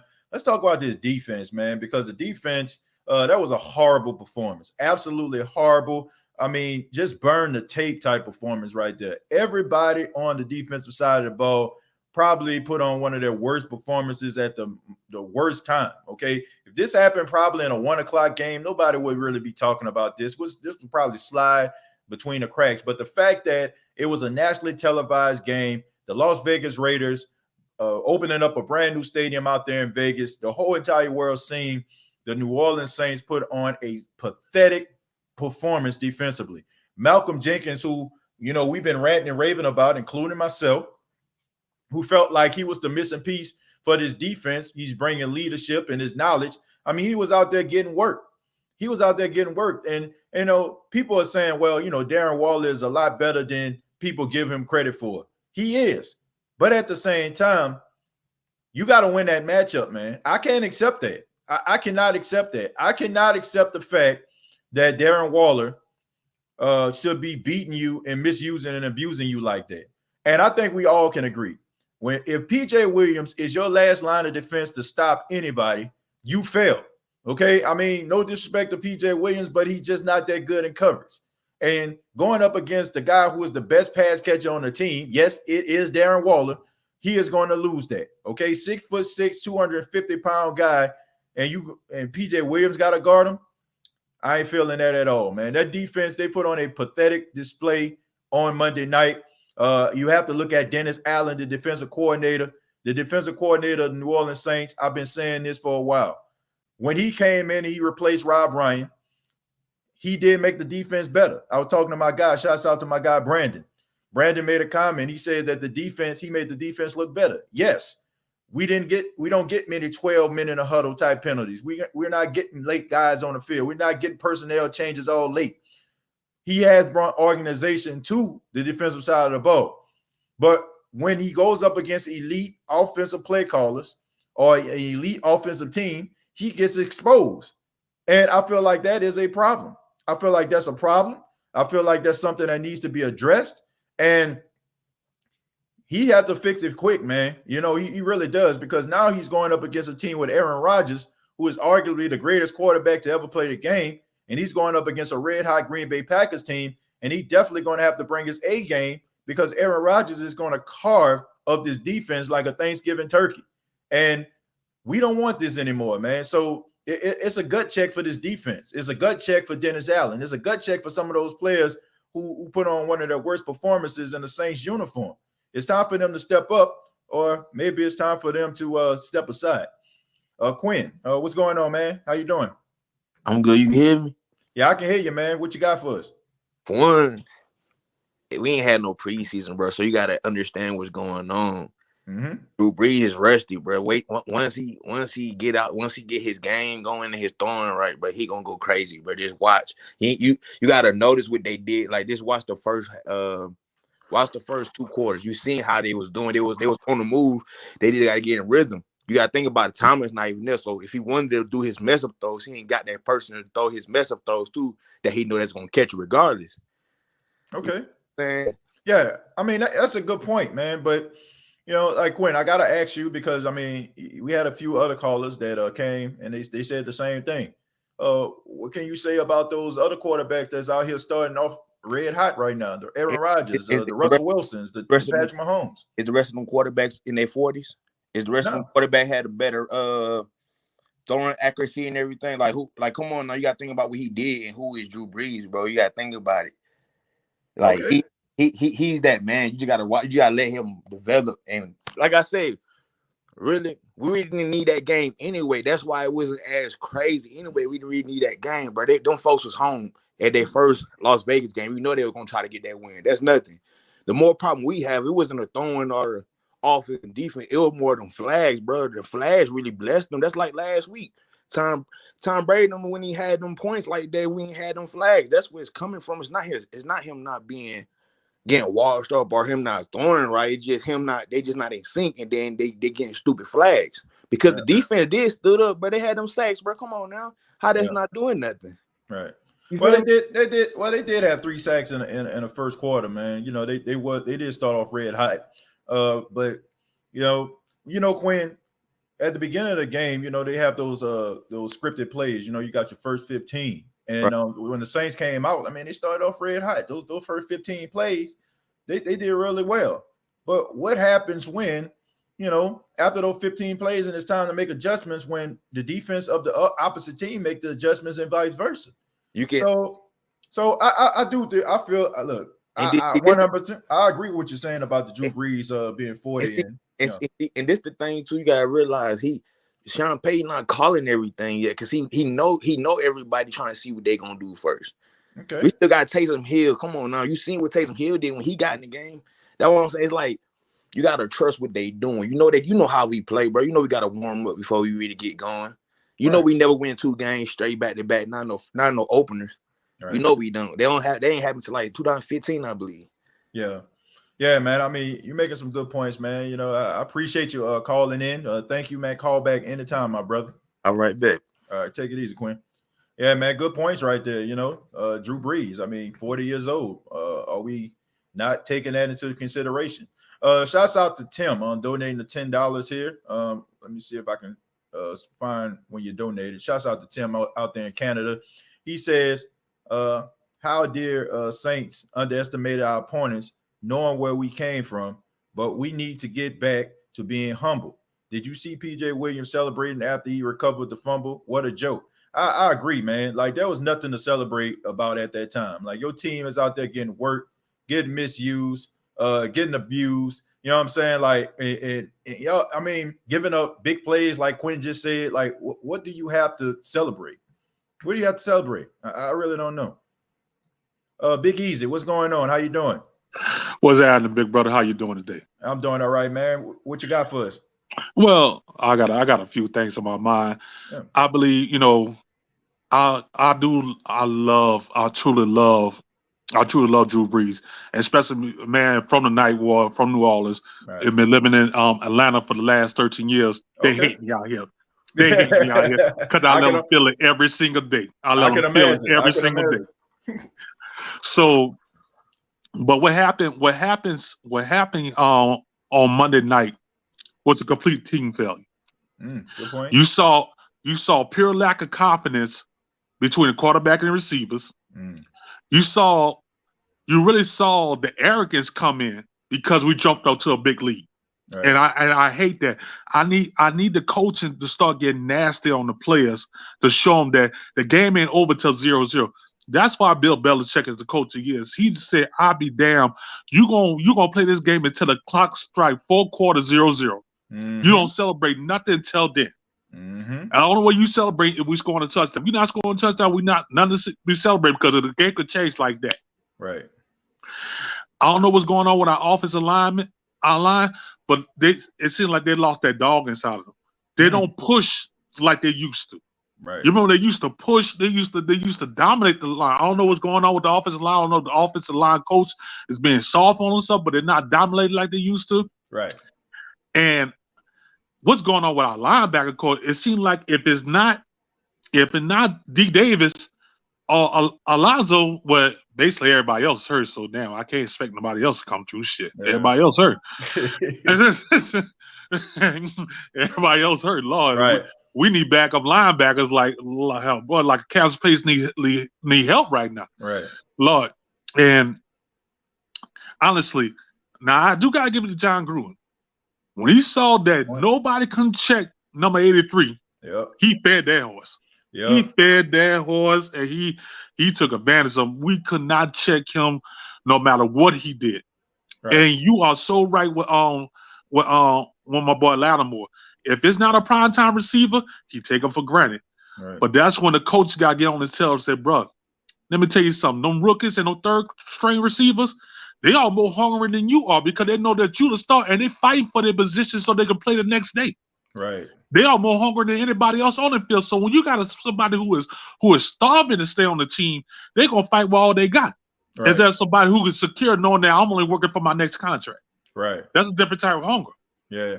I look at it this way, man. I always say that a person's rookie album is always better than a sophomore album.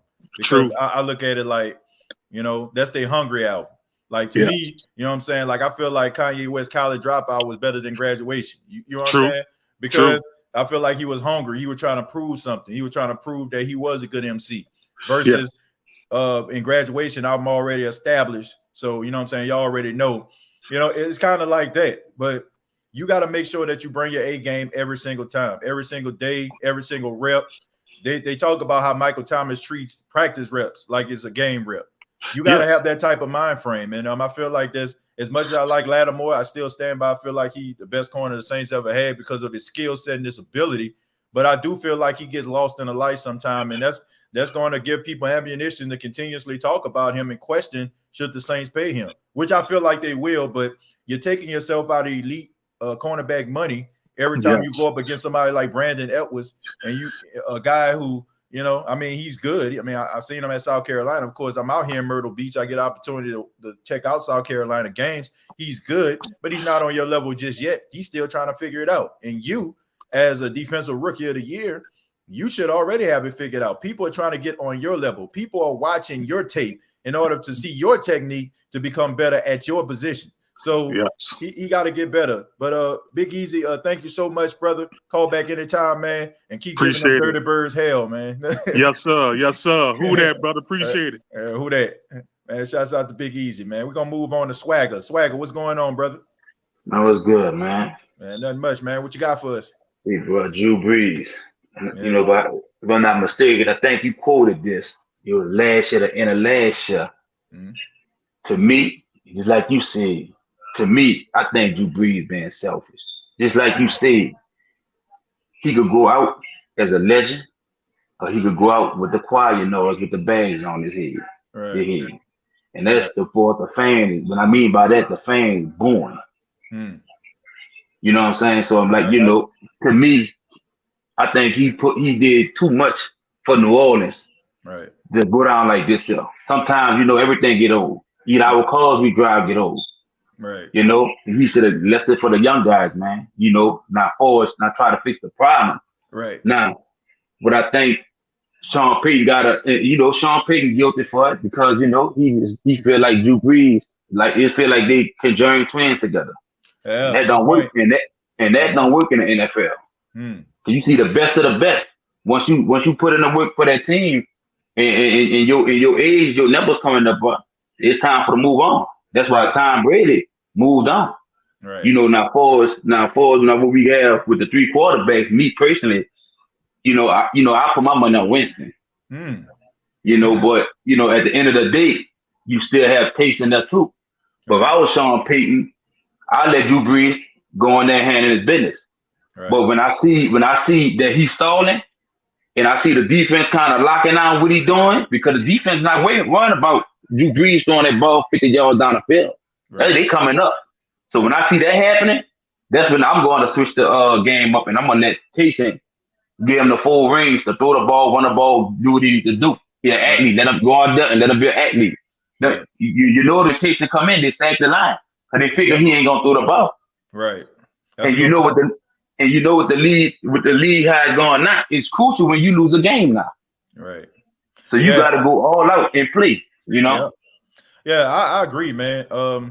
Look, I'm not really on the Jameis train just yet. So I still got to see a little bit more. But I do feel like they need to implement Taysom Hill more. Because the thing about it, Swagger, if you move away from Drew Brees, there's no going back. You know what I'm saying? There's no going back. Like You already done made up your decision. You made your bed. You got to lie in it. It's almost like when the Baltimore Ravens decided to bench Joe Flacco, and you had Lamar Jackson in his rookie season. Lamar Jackson went into that game in a wild card round against the Chargers, and he looked terrible, like absolutely terrible. It got so bad that everybody in M&T Bank was booing this guy. But John Harbaugh realized that, look, I can't go back to Joe Flacco because I don't want to destroy this young kid's confidence. I don't want him to believe that I ain't got confidence in him. So this is going to be a very tough decision. If you say that the Saints need to go with Winston, we got to take Winston with the good and the bad, man. But I'm not saying like for like right away to go with Winston. Like I said, what I would do now, when Drew Brees gone bad, all right, just say for instance, look what happened. As a player, I know Drew Brees got the fire, he burning in him. Right. Just like last year, when Drew Brees could not move that ball down the field. Right. We took Drew Brees out. We put Taysom in. Taysom was driving that ball down the field. Right. I would have let Taysom stay in the game, and we could have lived another week. Right. That's when you like I said, Drew Brees, just like Julio Jones. Man, Julio not calling for every ball. Julio letting them young guys do his thing. And Julio just playing his role. Right. And right now, that's what I think Drew Brees need to do. When they feel like he's stopping them and let Taysom go in, give him the rings. Right. Give him the rings. Good point. You don't have to. You done been a superstar. We already know the capability of what you did and what you had did and how many records you done did. Right. Not be the team player for the team. You know what I'm saying? Right. Don't be selfish and be like, oh, everything got to go through you. Right. You holding the whole team back. That's why people they ready for him to go. He holding the team back. Well, I mean, a lot of people feel the same way that you do, Swagger. Like, no doubt about that, Yeah. man. I see it all the time. But I appreciate your comments, brother. Call back anytime. Appreciate it. All right, man. All right. Man, Swagger, man, great points right there, man. Drew Brees taking one for the team. That's very important to not be selfish. I still stand by what I said about that wild card game against the Minnesota Vikings. When we seen Taysom Hill throw that 55-yard pass to Deontay Harris and the Superdome went crazy, and then the very next drive, Drew Brees tried to drive the ball down the field and got an interception. I feel like that was an ego throw. I think regardless of how we want to look at these players and we look at them on these commercials and we look at them in these interviews and we're like, oh, this guy's so humble. Oh, this guy's so, this guy's so great. Man, don't get it twisted, man. These football players have egos. They got egos, man. And no matter how great they are, no matter how well respected they are, these guys want to be cheered and revered. And they don't want anybody to upstage them. It's not only a competition against the opposition, it's a competition against the people on their very team. You hear the word compete, all that training camp, right? You know what I'm saying? Wide receiver competition, defensive end competition. They're going up against the other guys to say that I am better than you. So Drew Brees didn't want to get upstaged by a young guy, but in the process, man, Taysom Hill was the best quarterback on the field that day. No doubt about that. I'm going to go on the 504 boss man. What's going on, man? How you doing? 504. Yeah, you can What's hear going me? on? Yeah, I can hear you now. What's going on, man? How you doing, man? Good I'm hearing all right. from you, bro. Love your show, dog. Appreciate it, man. One of my problems is, so I watch this, and you got to be objective. So, I see some of your shows where people afraid to criticize Drew Brees. Like he, what I'm saying? He the best player we've ever had. We got to give him his credit and props on that. Right. One of the best quarterbacks to ever do it. Now, I feel like if he's forcing stuff like that last interception he did, he's costing us valuable possessions where we could score the ball. I feel like we should have been up by 23, 24 points by first quarter. Easy. Right. And I just feel like we were running the ball way too good to stop. Oh, yeah. And anytime Kamara getting 20 yards, why you stop giving him the ride? Good point. We not utilizing our tight ends. The only tight end we use is Cook, and then when we throw the Hill, he's dropping the ball. Emmanuel Sanders, they didn't give him any chances to get any rhythm in the game, but I feel like he wasn't doing anything to get separation either. So I'm not gonna blame this loss just solely on Drew Brees. He did have a poor game. If I give him a grade, I give him a D- because he just didn't get any rhythm. But what I can say is the play calling has to get better. We're getting too predictable. We start running the ball first quarter, then we stop running it any other quarter after that. We'll run Murray. Anytime we have Murray in the game, we running the ball. It's just too obvious. Right. So, when we trying to beat these good teams, the Raiders, besides Derek Carr, Josh Jacobs, and the tight end, I didn't even know who he was until Monday. Yeah, I didn't even know who he was until Monday. Right. I'm like, dude, just carving us up. If that's like somebody running in a high school game, they running straight up the middle every single time. What you gonna do to stop it? Right. Nothing. No adjustments. Then what's your adjustments going from Michael Jenkins to PJ Williams? That's just horrible. Like that's mismatches all over the place. Right. Demario Davis should have been on dude the whole game. He was the only one that actually got some kind of coverage on him. Cornerbacks were getting burnt. Lattimore was getting burnt. Jenkins was getting. I think the whole team just fell apart, bro. Yeah, that was horrible. That was horrible. It was bad. I feel like against the Green Bay Packers, even if we do beat the Green Bay Packers, which I'm not, because it looks like Aaron Jones gonna have about 5 touchdowns on this defense, though. Right. I mean, look, but I can't even say that though. I can't say that, boss man, because we all know that the Saints, when they play against elite competition, you have their undivided attention. That's not the issue. The issue is when they go up against teams like the Raiders. Lesser teams. Yeah, the Raiders not going to do nothing. Raiders not doing nothing. Exactly. You feel like that's a W before you even get off the bus or off the plane. That's what you got to do. The thing about it is, I agree with you all across the board. Like everybody played horrible. Include I want people to understand this, boss man. Ryan Ramczyk had a holding call. Ryan Ramczyk ain't had a holding call since his rookie season.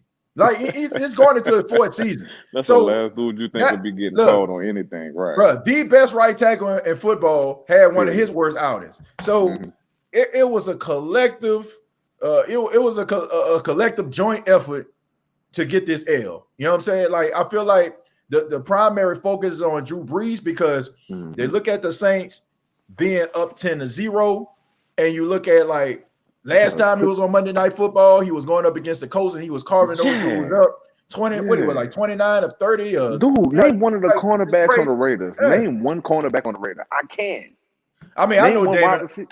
I know Damon Arnett because I watch college football. I know Jonathan Abrams, stuff like that. I don't even know who he is. Like none of the wide receivers are no names. You know what I'm saying? Ruggs, he's a rookie. He really didn't do anything last. He didn't even do nothing. Dude, he had like 1 catch. So the best wide receiver had 1 catch and you still lose? Come on, dude. Right. That was horrible. Man. It's horrible. I can't disagree with you on that. But boss man, appreciate you, man. Thank you for calling in. Man, call back anytime. Who that, man? Y'all be good. All right. And man, shouts out to boss man, making some good, compelling points there, But like I said, I feel like at this particular moment, if we just trying to blame Drew Brees, that's just low-hanging fruit right there. I think everybody contribute to this L. You go back and watch that game, which I know is hard to do because it's hard for us to go back and watch or look at clips of Saints when they lose. But if you look at this game, everybody, I'm talking about every single person. There's only maybe 3 people I can count on one hand. Well, 3 people, you know what I'm saying? Like I can just say they had a really steady game. You can look at Alvin Kamara. You can look at Teron Armstead and possibly look at Thomas Morstead. You gotta look at, you know what I'm saying? You gotta look at special teams when it comes to that. Nobody else really had a good game. Nobody really stood out. I mean, it was pathetic, man. Absolutely 100% grade A hot garbage that took place on Monday night. And hopefully we won't see this again. Okay. I mean, I don't think they can play any worse. So there's a lot.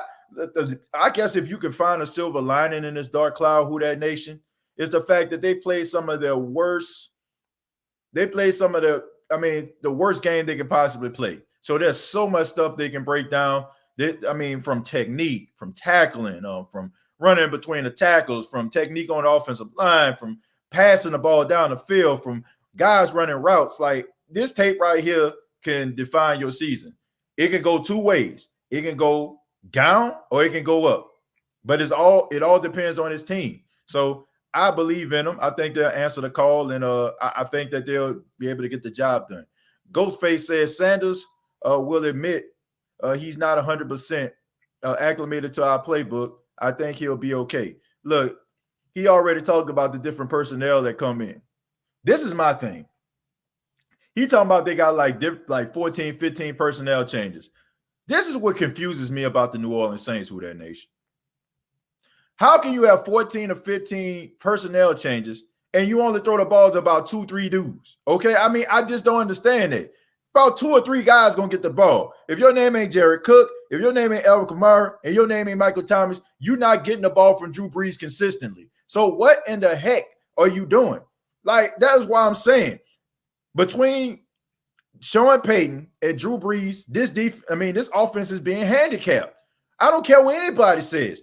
This offense is being handicapped because of the lack of trust that these two guys have for other guys outside of Michael Thomas, Jared Cook, and Alvin Kamara.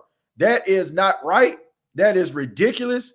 I mean, it's crazy. You know what I'm saying? You're actually putting a stranglehold on your team by not allowing some of these guys that you brought into the organization to go out there and perform. To have these guys as glorified tight ends out there just blocking to make sure, you know, that Michael Thomas be able to get open through a chip. Like, bump all that, man. Like, can you imagine? Honestly, I wouldn't want to play. I wouldn't want to play for the New Orleans Saints. If I already knew that Michael Thomas was the main primary receiver, and I know they just drafted me because I was just so happened to be a pretty decent blocker at wide receiver in college, like, send me somewhere else. Like, I want to go out here. I want to ball out. I want to have an opportunity to go out here and get the ball. I don't want to just go out here and block. If I wanted to block, I would gain about 50 pounds and go on the offensive line.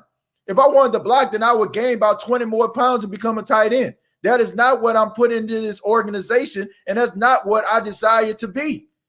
You're handicapping people like Tre'Quan Smith. This guy had 6 catches for 90 yards in this game. So you know what that tells me?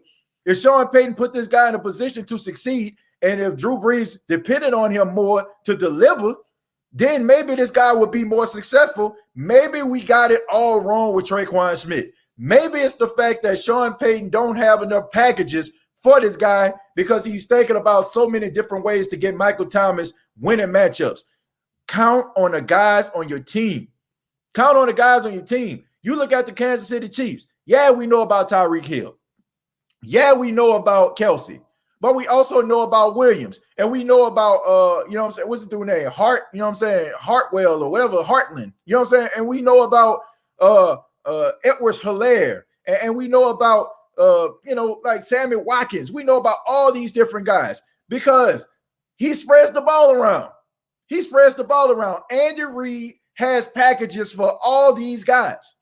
So I'm being told year after year, time after time, that Sean Payton is an elite play caller. That's what's being said to me. That is what's being told to me. But how is it that you're an elite play caller, but you can't get other guys involved? But yet I'm looking at other teams and I'm watching other quarterbacks get wide receivers involved, counting on these guys to go out there and catch the ball. I mean, you may not like the Cowboys, but I got to respect the hell out of Dak Prescott. That pass that he threw to Michael Gallup against the Atlanta Falcons, like, that was a trust pass. You know what I'm saying? That was a trust pass. He threw the ball up and he counted on Michael Gallup to make a play. Where the hell is the trust? Where is it? Where's the love? Where's the trust? You can't just be like, oh, this guy got 4 yards of separation. I can't throw him the ball. Let me check it down. Count on these guys to make plays. You know what I'm saying? Like, you can't be thinking about your statistics. You can't be thinking about, oh, you know what I'm saying, matriculating the ball down the field, especially when you down in games. You got to be aggressive. And if these guys can't make the plays, if you can't count on these guys to make plays in crucial parts of the game, then why the hell are they on your team? That's all I'm saying. Why are they on your team? If you're going to have Marquez Callaway, a guy who is a really good special teams guy, and a guy is really fast that can take the top off the defense when he was in college at the University of Tennessee, why do you have this guy just in a game just to block? Why can't you show some of this guy's talent? Why can't you just find game plans and create schemes in order to make this guy successful?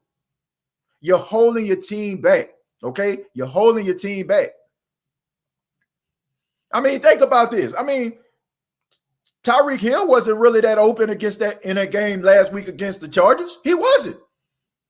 But you had Patrick Mahomes who believed that he would come down with the ball. I don't feel like there's not enough trust. Drew Brees, to me, sometimes I think he cares more about being efficient than he does about actually getting the ball down the field. That's just my humble opinion right there. You got to be able to throw the ball down the field, and you got to trust your playmakers. You got to trust these guys that their hands are going to come down with the football if you put it anywhere in the vicinity to get the catch, and not just a guy named Michael Thomas. Because as long as you're doing that, teams are going to continuously double cover in Michael Thomas, and they're going to disregard everybody else because they know for a fact that they're not getting the ball. Okay? I mean, seriously. If I was a wide receiver in the New Orleans Saints offense, I would be asking for somebody to send me somewhere else.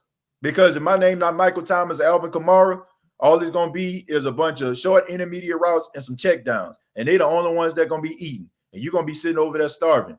And me, I like to eat. All right? Straight up. Good point, Anthony. 504 Boss Man, who was just on the show, says, what's sad is the Saints could have put up like 3 touchdowns in the first quarter. Kicking field goals on a 2-yard line isn't going to win you NFL games. And I don't want to hear anything about the Raiders being game because the Raiders defense, like Boss Man said, isn't nothing to hoop and holler about. They're not household names. We seen Teddy Bridgewater and the Carolina Panthers put up about 30-some-odd points on them boys. Okay? And I look, we are better than the Carolina Panthers. Straight up. We are better than the Carolina Panthers. No disrespect to any Carolina Panther fans out there. Y'all know it, and we know it, that the Saints are better than the Carolina Panthers. And yet, Teddy Bridgewater put up about 300 yards on them boys. So you cannot tell me that the Saints offense can't put up more points than they did. This is the biggest issue with the New Orleans Saints, in my opinion, Who Dat Nation. And somebody brought it to my attention. I apologize. I can't give this person credit, but it was someone that called in. The Saints' lack of ability to create the kill shot destroys this team. The Saints have a really good offense. If they had a quarterback that could get the ball down the field, have more explosive plays, this team would virtually be unstoppable. But it's just the fact that you got these 12-play, 80-yard drives, these 12-play, 75-yard drives, these 13, 14 plays, slow, meticulous, methodical drives. And all the team has to do is to bend but don't break and then go back out there. The offense already well rested because, quite frankly, you done took so many minutes off the clock. I mean, in real time, they probably been over there about 30 minutes. So they already well rested. And you get down to the goal line only to kick a field goal? Nah, bruh. The lack of ability to create explosive plays is killing this team. That's what killed them against the Rams. That's what killed them against the Vikings. That's what killed them, you know what I'm saying, in this game against the Raiders. Excuse me. It killed them because they could have really put the exclamation point on the game early in the first half. They could have. But the lack of Drew Brees' arm strength, the lack of arm strength that he possesses, and the fact that they have to be super conservative due to compensating for his lack of arm strength makes other teams be in these games close. And as long as Danes continues to be this way, folks, we're going to have our blood pressure medication sitting over there on the armrest because the games are always going to be close unless they're playing against a team that just not even in the same stratosphere as them. We're going to continue to have these issues, and we're going to have to rely on a defense at the last minute, and we're going to make sure that the referees aren't screwing us over and over again because the lack of explosive plays are keeping these teams in the game. If you want to know the real reason why the Saints, you know what I'm saying, the real issue is the fact that the Saints are better than their opposition, but it's just the fact that those slow, methodical drives keep these teams in these games because it's taking time off the clock, but the team is only down by 7 points. So all they got to do is just drive down the field too. So little food for thought. Peyton needs to go back to the run up the score, Peyton. Well, how can you do that, Calvin? Like I said, how can you do that if you have a quarterback that's incapable right now of the explosive play?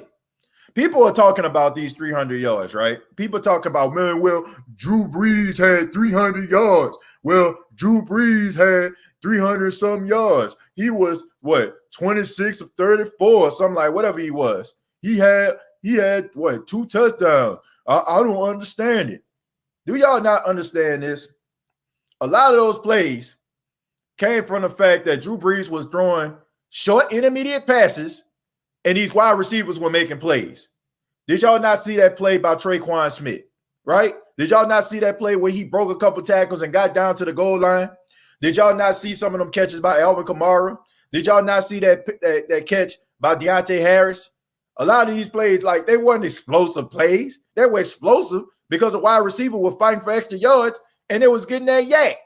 They was getting yards after the catch. So it had absolutely nothing to do with explosive plays. So when people be like, "Oh man, it was 300 yards," I wish Drew Brees, threw 300 yards. That's a bad game. It was yards after the catch. It was yards after the catch. It had absolutely nothing to do with stretching the ball down the field. What we need to be doing is giving these wide receivers some credit for them actually extending drives and making plays. Okay, I mean, come on, man. We gotta call a spade here. Those 300 yards came from those other wide receivers out there fighting for extra yards and going out there being dogs. And our third string wide receiver put up 80 points on y'all. 80 yards, I guess you mean. Yeah, he put up 80 yards. Where's the screen pass? We used to be the best at that. I mean, it's becoming predictable, Metalhead. It's becoming predictable. It's hard to run those screen passes when everybody and their mama know that you're going to run them. Everybody know you're going to do it. Saints fan 1021 says, yeah, it's like Colin Cowherd says, this team doesn't get any freebies, no free touchdowns, and can't take the top off of the defense. Yeah, slow, methodical drives are killing this team. Excuse me. The lack of explosion is killing this team. We have to come to grips with that, folks. We have to. Exactly. TJ Collins says he go 5-11 last year. I'm not really concerned about Colin Cowherd. I like him as a broadcaster. He does an outstanding job, but we know sometimes, like, when it's sweeps week, so to speak, he wants to get that little hot take. So sometimes, like, I feel like he's a prisoner of hot takes. So I take what he say with a grain of salt, but I do like his work. I think Hill should be in on third down, keep the defense guessing. Hill will be at least run for 5 yards, and his ability to throw on the run. I think you have to be careful with that, my brother. You can't just say, okay, it's third down. Come on, Hill. Like, you got to be careful with that. I think they need to get him fully involved in the game, not just on third down. I think you need to sprinkle him throughout the game. I think that's something that the Saints need to start doing. And I think they need to put more emphasis on him being able to do some of the things that Drew Brees can do. I feel like they have packages for him, but if you want to put him in the best position to succeed, you want him to be a guy that could possibly replace Drew Brees when he leaves. Let's call some of the plays that Drew would run. So you can keep the defense guessing. You can keep the defense wondering what he's going to do next. Okay, but if you start parading him out there on third down, then you find yourself in a difficult situation.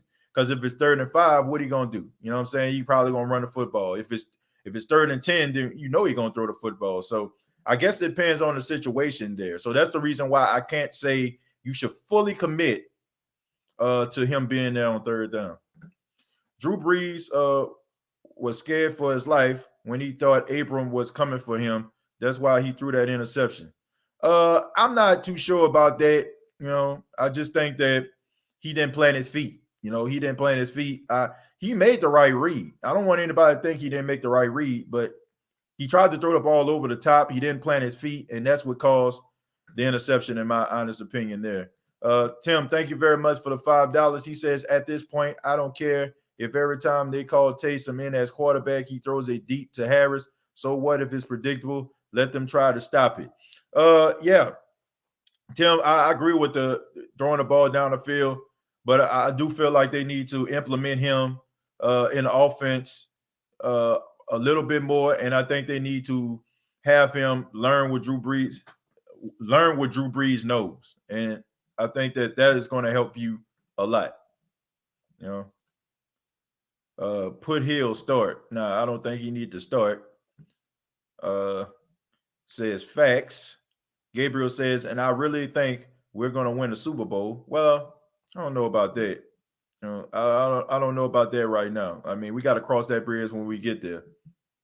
You know, we got to cross that bridge when we get there. Right now, I'm concerned about the Green Bay Packers. Let's see how this season is going to go. I like the optimism, but we got to see what's right in front of us right now. Anthony says, call a spade a spade. Wide receiver's job is to fight for yards. Can't throw all blame on Drew and all positive plays on wide receivers. None of them were good enough Monday. I disagree with that. I think Traquan Smith, we've been asking for Traquan Smith to show up for weeks, for years even. And this guy is showing up. And it's not the fact that we're blaming Drew Brees. You know what I'm saying? It's not the fact that we're blaming Drew Brees for, and not talking about these wide receivers. The fact is, the reason why his numbers were so high, whether you want to admit it or not, has a lot to do with the wide receivers fighting for extra yards. You know, I mean, that's a fact. You know, like I ain't trying to sit up here and dismiss what Drew Brees did, but a lot of those passes were in traffic. Did y'all not see that pass that he threw to Traquan Smith? Traquan Smith almost got decapitated. Did you not see the fact that he threw the ball in the middle of the field and Traquan Smith fought for 29 yards? So let's not pretend like these wide receivers went out there helping Drew Brees out too. You know, we can't just say that. But like I said, we have a tendency anytime we hear anything negative about Drew Brees, we say, well, what about this person? If you're just joining us, I've been talking about everybody. I mean, I've been talking about the defense. I talk about everybody that was a part of this team. I ain't just talking about Drew Brees alone. I said this was a joint effort. I only named 3 people that I felt like wasn't responsible for this L. And that's Alvin Kamara, Teron Armstead, and Thomas Morstead. Those are the people. You know what I'm saying? Those are the people that I feel played their best game. But everybody else, they need to burn that tape. And they need to take a good look in the mirror and not just, say that because it's a cliche, but actually look at themselves in the mirror. You know, it was a joint effort. It was a joint effort. But we talked about Drew Brees. We talked about Dennis Allen and the defense, and now it's time to talk about safety Earl Thomas. Now, this question was given to me by a member of the Who Dat Nation. They wanted me to ask and talk a little bit about do the Saints need to reach out to Earl Thomas, especially after the performance by Malcolm Jenkins. You know, I like Malcolm Jenkins. I think he's a leader, and all those people out there that's making this personal because this guy takes it upon himself off the field to fight for social justice and all that kind of stuff right there. And maybe you don't feel like nothing is going on in his world. Maybe you feel like he's an instigator, whatever, but let's take this and make it strictly football. Malcolm Jenkins is a leader on the football field. He was the unsung leader, undisputed leader of the Philadelphia Eagles secondary during the time last year they were put together with spit and glue. For 6 seasons, this guy never missed a game in a Philadelphia Eagles uniform, and he comes to the New Orleans Saints older and wiser.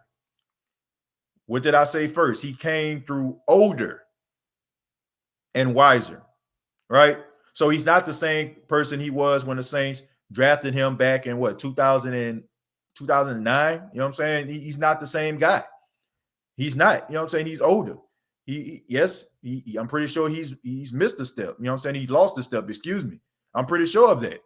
But he still is a leader in that locker room. And I still feel like even though he had one of his worst games I ever seen him play, I still feel like he is the answer. And even though Earl Thomas possesses a certain level of skills that I feel like very few safeties have, this guy has a lot of personal issues he needs to work out that I feel like shouldn't even involve football right now. I mean, your girl coming through almost about to blow your head off. You're fighting with guys in practice because you ran the wrong route. You're up there showing what happened on Instagram. Like, just petty stuff like that, I don't feel like he would be a good fit for the team. And a caller talked a little bit about Drew Brees and the division of the locker room, and maybe it's affecting the locker room. Me personally, I don't feel that way. But you are bringing another person inside of the locker room that could affect the psyche of some of these players. And I feel like the Saints spent a lot of years trying to make sure that this locker room gets back to normal after the dark ages between 2012 and 2015, when you had people like Junior Gillette, who is still trying to get back into the league, guys like that, creating ghost accounts to talk about Sean Payton. You had people like Brandon Cooks getting mad because the team won by about 3-4 touchdowns. He mad he didn't get a catch. You got people over there like Jarius Byrd, pouting and stuff like that on the sidelines, which I don't understand what you pouting about. I mean, you've been off the field more than you was actually on it. So people just giving up on you. I mean, that this comes with the territory. So they done an outstanding job creating a positive environment inside of this locker room. And I just feel like somebody like Earl Thomas wouldn't be a good fit for what the Saints are actually trying to do. I'm pretty sure he's going to get picked up by some team as time goes on, as long as he stays in shape. But I don't see the Saints moving on from Malcolm Jenkins, because I think the Saints actually love him. I think that Sean Payton loves him. We've heard Sean Payton actually say after a game where the Saints played the Philadelphia Eagles, one of the biggest mistakes I ever made was allowing Malcolm Jenkins to leave this organization. So he's not going anywhere, folks. And I don't think that they're going to give up on him. But I will say this. Moving forward, the jury is out. The tape is out. Everybody knows what Malcolm Jenkins is going to do, and they're going to try to expose him. So Malcolm Jenkins is going to be he's going to be that guy that teams pick on. And if you combine somebody like Marcus Williams, who, man, horrible tackling, you combine that with the fact that Malcolm Jenkins can't cover, man, we're in some serious trouble. But I feel like the Saints already have the answer to this safety position, and I think that it is DJ Swearinger. DJ Swearinger last week against the Tampa Bay Buccaneers was an enforcer over the middle. And I just feel like if he was actually in this game, people can say whatever they want about DJ Swearinger. They call him a throwback type player. They say that he's not equipped to play in the modern day NFL. But I'll tell you one thing. If Darren Waller would have went over the middle on DJ Swearinger would have lowered the boom on him, and he would have thought twice. Or he would have had, that thought in the back of his mind, like, hey, I don't know if I want to do this. He would have made him make a business decision. So I understand that the Saints, they're a very stubborn football team. Sometimes they want to go with their guys, the guys that have been there for a long time. And maybe they want the guy that they just signed not to be a part of the team, because they feel like he's not a quintessential Saints guy. But you're doing your team a disservice when you're not putting a guy in that can give you the best results. And DJ Swearinger should always be in the Saints uniform. He should never be in sweats and a hoodie at all. Okay, he shouldn't. Guy should be involved in the game. And that's my story, and I'm sticking to it. I'm going to read a few more, and then we're going to get up out of here, folks.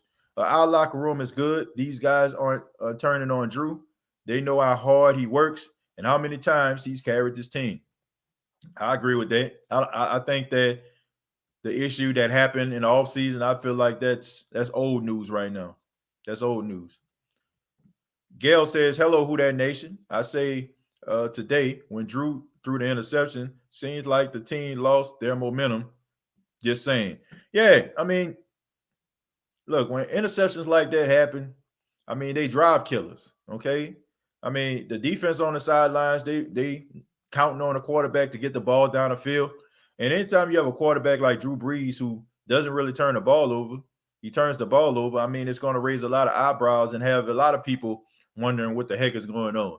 So Drew Brees is the undisputed leader of the New Orleans Saints. So if he does something wrong, it does affect the team, because they're like, man, this is our guy. This is the captain. This is the guy that we count on in order for us to get over that hump, especially when we're in a tight squeeze. And he's not performing, so it does affect you.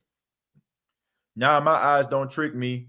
Drew ain't the worse than Manning with the Broncos. I agree with that. I mean, you have to understand, Peyton Manning was coming off a neck injury, okay? The dude couldn't even move his arm.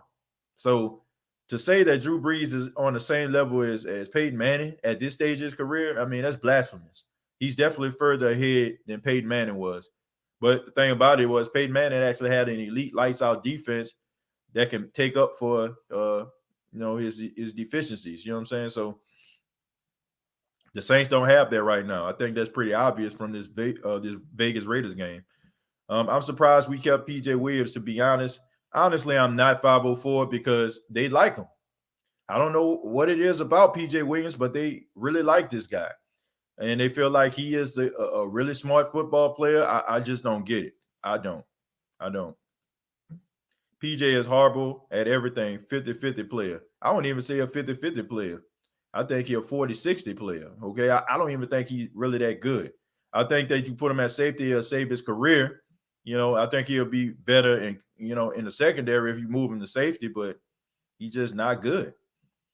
And maybe you need to go with the guy, Keith Washington, man. I just don't get it. Like, I just don't get it. Like, how can you constantly just watch this guy just give up big plays over and over again?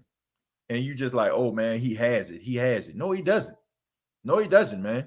Like, he doesn't have it. You hear about, oh, man, he doing so well in practice. Like, well, we see the offense, right? We see the offense. So if he's doing well in practice, and look at this offense. Look how the offense is moving the football. So are we saying anything by saying PJ Williams is doing well in practice? Are we? Are we doing anything? Are we saying anything? I mean, look at the offense. So what are we really saying here? Peyton had a neck fusion. Yeah, he had a neck fusion, man. I mean, so to say that Drew Brees isn't better than him at this stage of his life, then I would have to say that you tripping, because he definitely is. That's what we thought we were building on defense. Yeah, but we're not.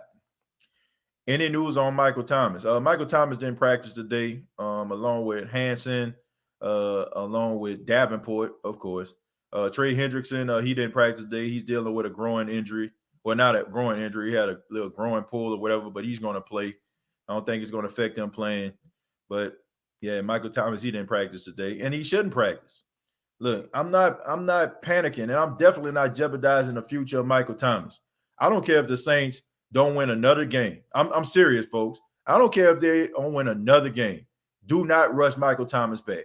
Michael Thomas is going to be a New Orleans Saint for a long time, for a very, very long time. The way that he plays, his skill set, his ability, he's going to be a Saint for a very long time. I will not jeopardize my future wide receiver for a couple games, okay? So you take your time and you allow him to rehab and get himself back, and then we'll work on that. But you do not rush this guy back. I'm not rushing Michael Thomas back.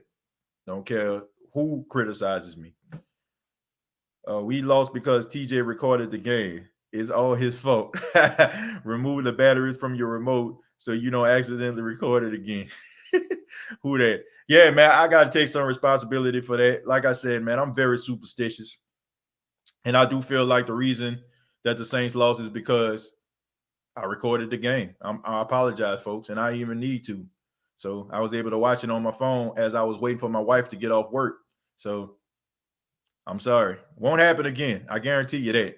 Like I said, I'm very superstitious, and I really feel that way. As crazy as that sounds, I really feel I'm responsible for that L. So you can add me to the list of the New Orleans Saints players, okay? I take the blame for that. Facts. Ken Crawley had always been better than PJ Williams.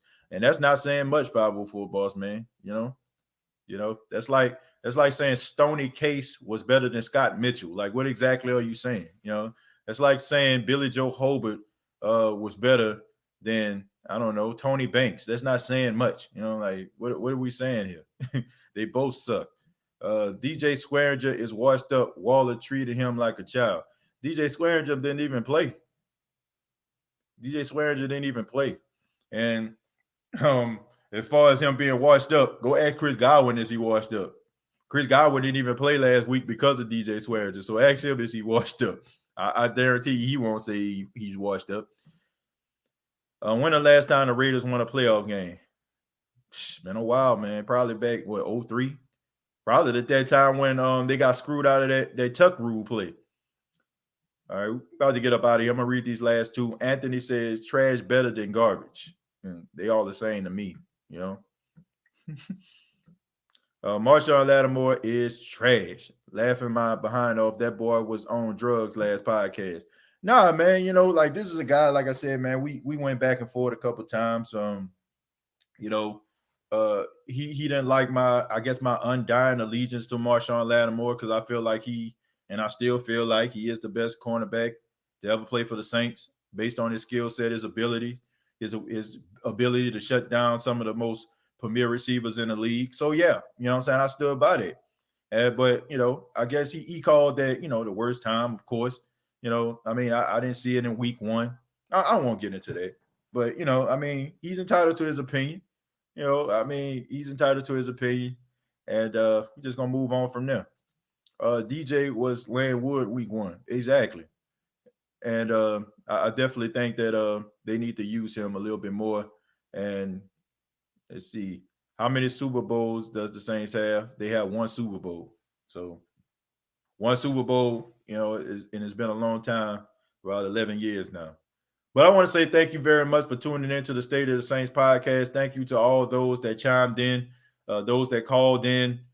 Thank you so much. I mean, you made this show very, very exciting. You know I wasn't as, I guess, vocal and as animated as I normally was. I mean, this is a chill day, man. You know, we'll get into the dramatics later on in the week as we break down the Saints Green Bay Packers Sunday night game. But I'm just really excited, man. I think the future is bright for this team. I'm not going to sit up here and go on suicide watch because the Saints lost the second game of the season. They lost the second game of the season last year against the Rams, right? And I think they turned out fine. And no, I'm not comparing and saying, oh, man, they did it last time, they can do it this time. I understand that things can happen. But until I actually see the New Orleans Saints just take a nosedive, I think I'll be okay, man. I mean, I think the caller mentioned Drew Brees. I mean, being 41 years old, not having preseason and stuff like that, and not being further along as some of those younger quarterbacks. I think that we can kind of take that into consideration. I'm not going to say that's the main issue. I think we can take it into consideration, though. But I think that this team is going to play much better against the Green Bay Packers because we all know they seem to play better when they go up against elite competition because they want to prove that they're the best. If they can actually do some of that against some of those other teams that they should beat, I think this team would be just fine. But subscribe to the YouTube channel, youtube.com, search The State of the Saints Podcast. Also on facebook.com, search The State of the Saints Podcast. And I'm encouraging each and every one of you to please subscribe on iHeartRadio, Apple Podcasts, Anchor FM, Spotify, and if you actually send me a snapshot, once again, we're doing this competition once again. If you send me a snapshot of you following the State of the Saints podcast on iHeart, Apple Podcasts, Spotify, Anchor FM, you're going to win a special custom-made State of the Saints podcast face mask. Okay, we're giving away a face mask this time, courtesy of Mass Market. Mass Market is a sponsor of the State of the Saints podcast, and you could win a mask. So if you want a custom-made State of the Saints podcast mask, all you have to do is snapshot a picture of you following the State of the Saints podcast, not on YouTube, not on Facebook. It has to be one of the streaming apps like iHeart, Apple Podcasts, Anchor FM. And you can already be, subscribed to it. That's fine. It's not, something that, I'm looking at for new people. I encourage new people to follow the streaming app, but you can just snapshot it, send it to me, and you can win a State of the Saints podcast mask from maskmarket.com. And also maskmarket.com is where you can create your own custom-made mask. Maskmarket.com is the place where you can get all the custom-made masks that you want to, man. I like the mask. Man, they did an outstanding job. Any type of mask that you want, any type of design that you want, they'll be able to accommodate that. So maskmarket.com is the place. Tim says, thank you, TJ. Honestly, I never want to see Pajama Williams on the field instead of Swearinger. His hit left tight end is worried. Exactly. And he's a good ball hawk and safety as well. So thank you very much, Tim, for the $5 before we get up out of here. Thank you so much for tuning in to the State of the Saints podcast. And until next time, all I got to say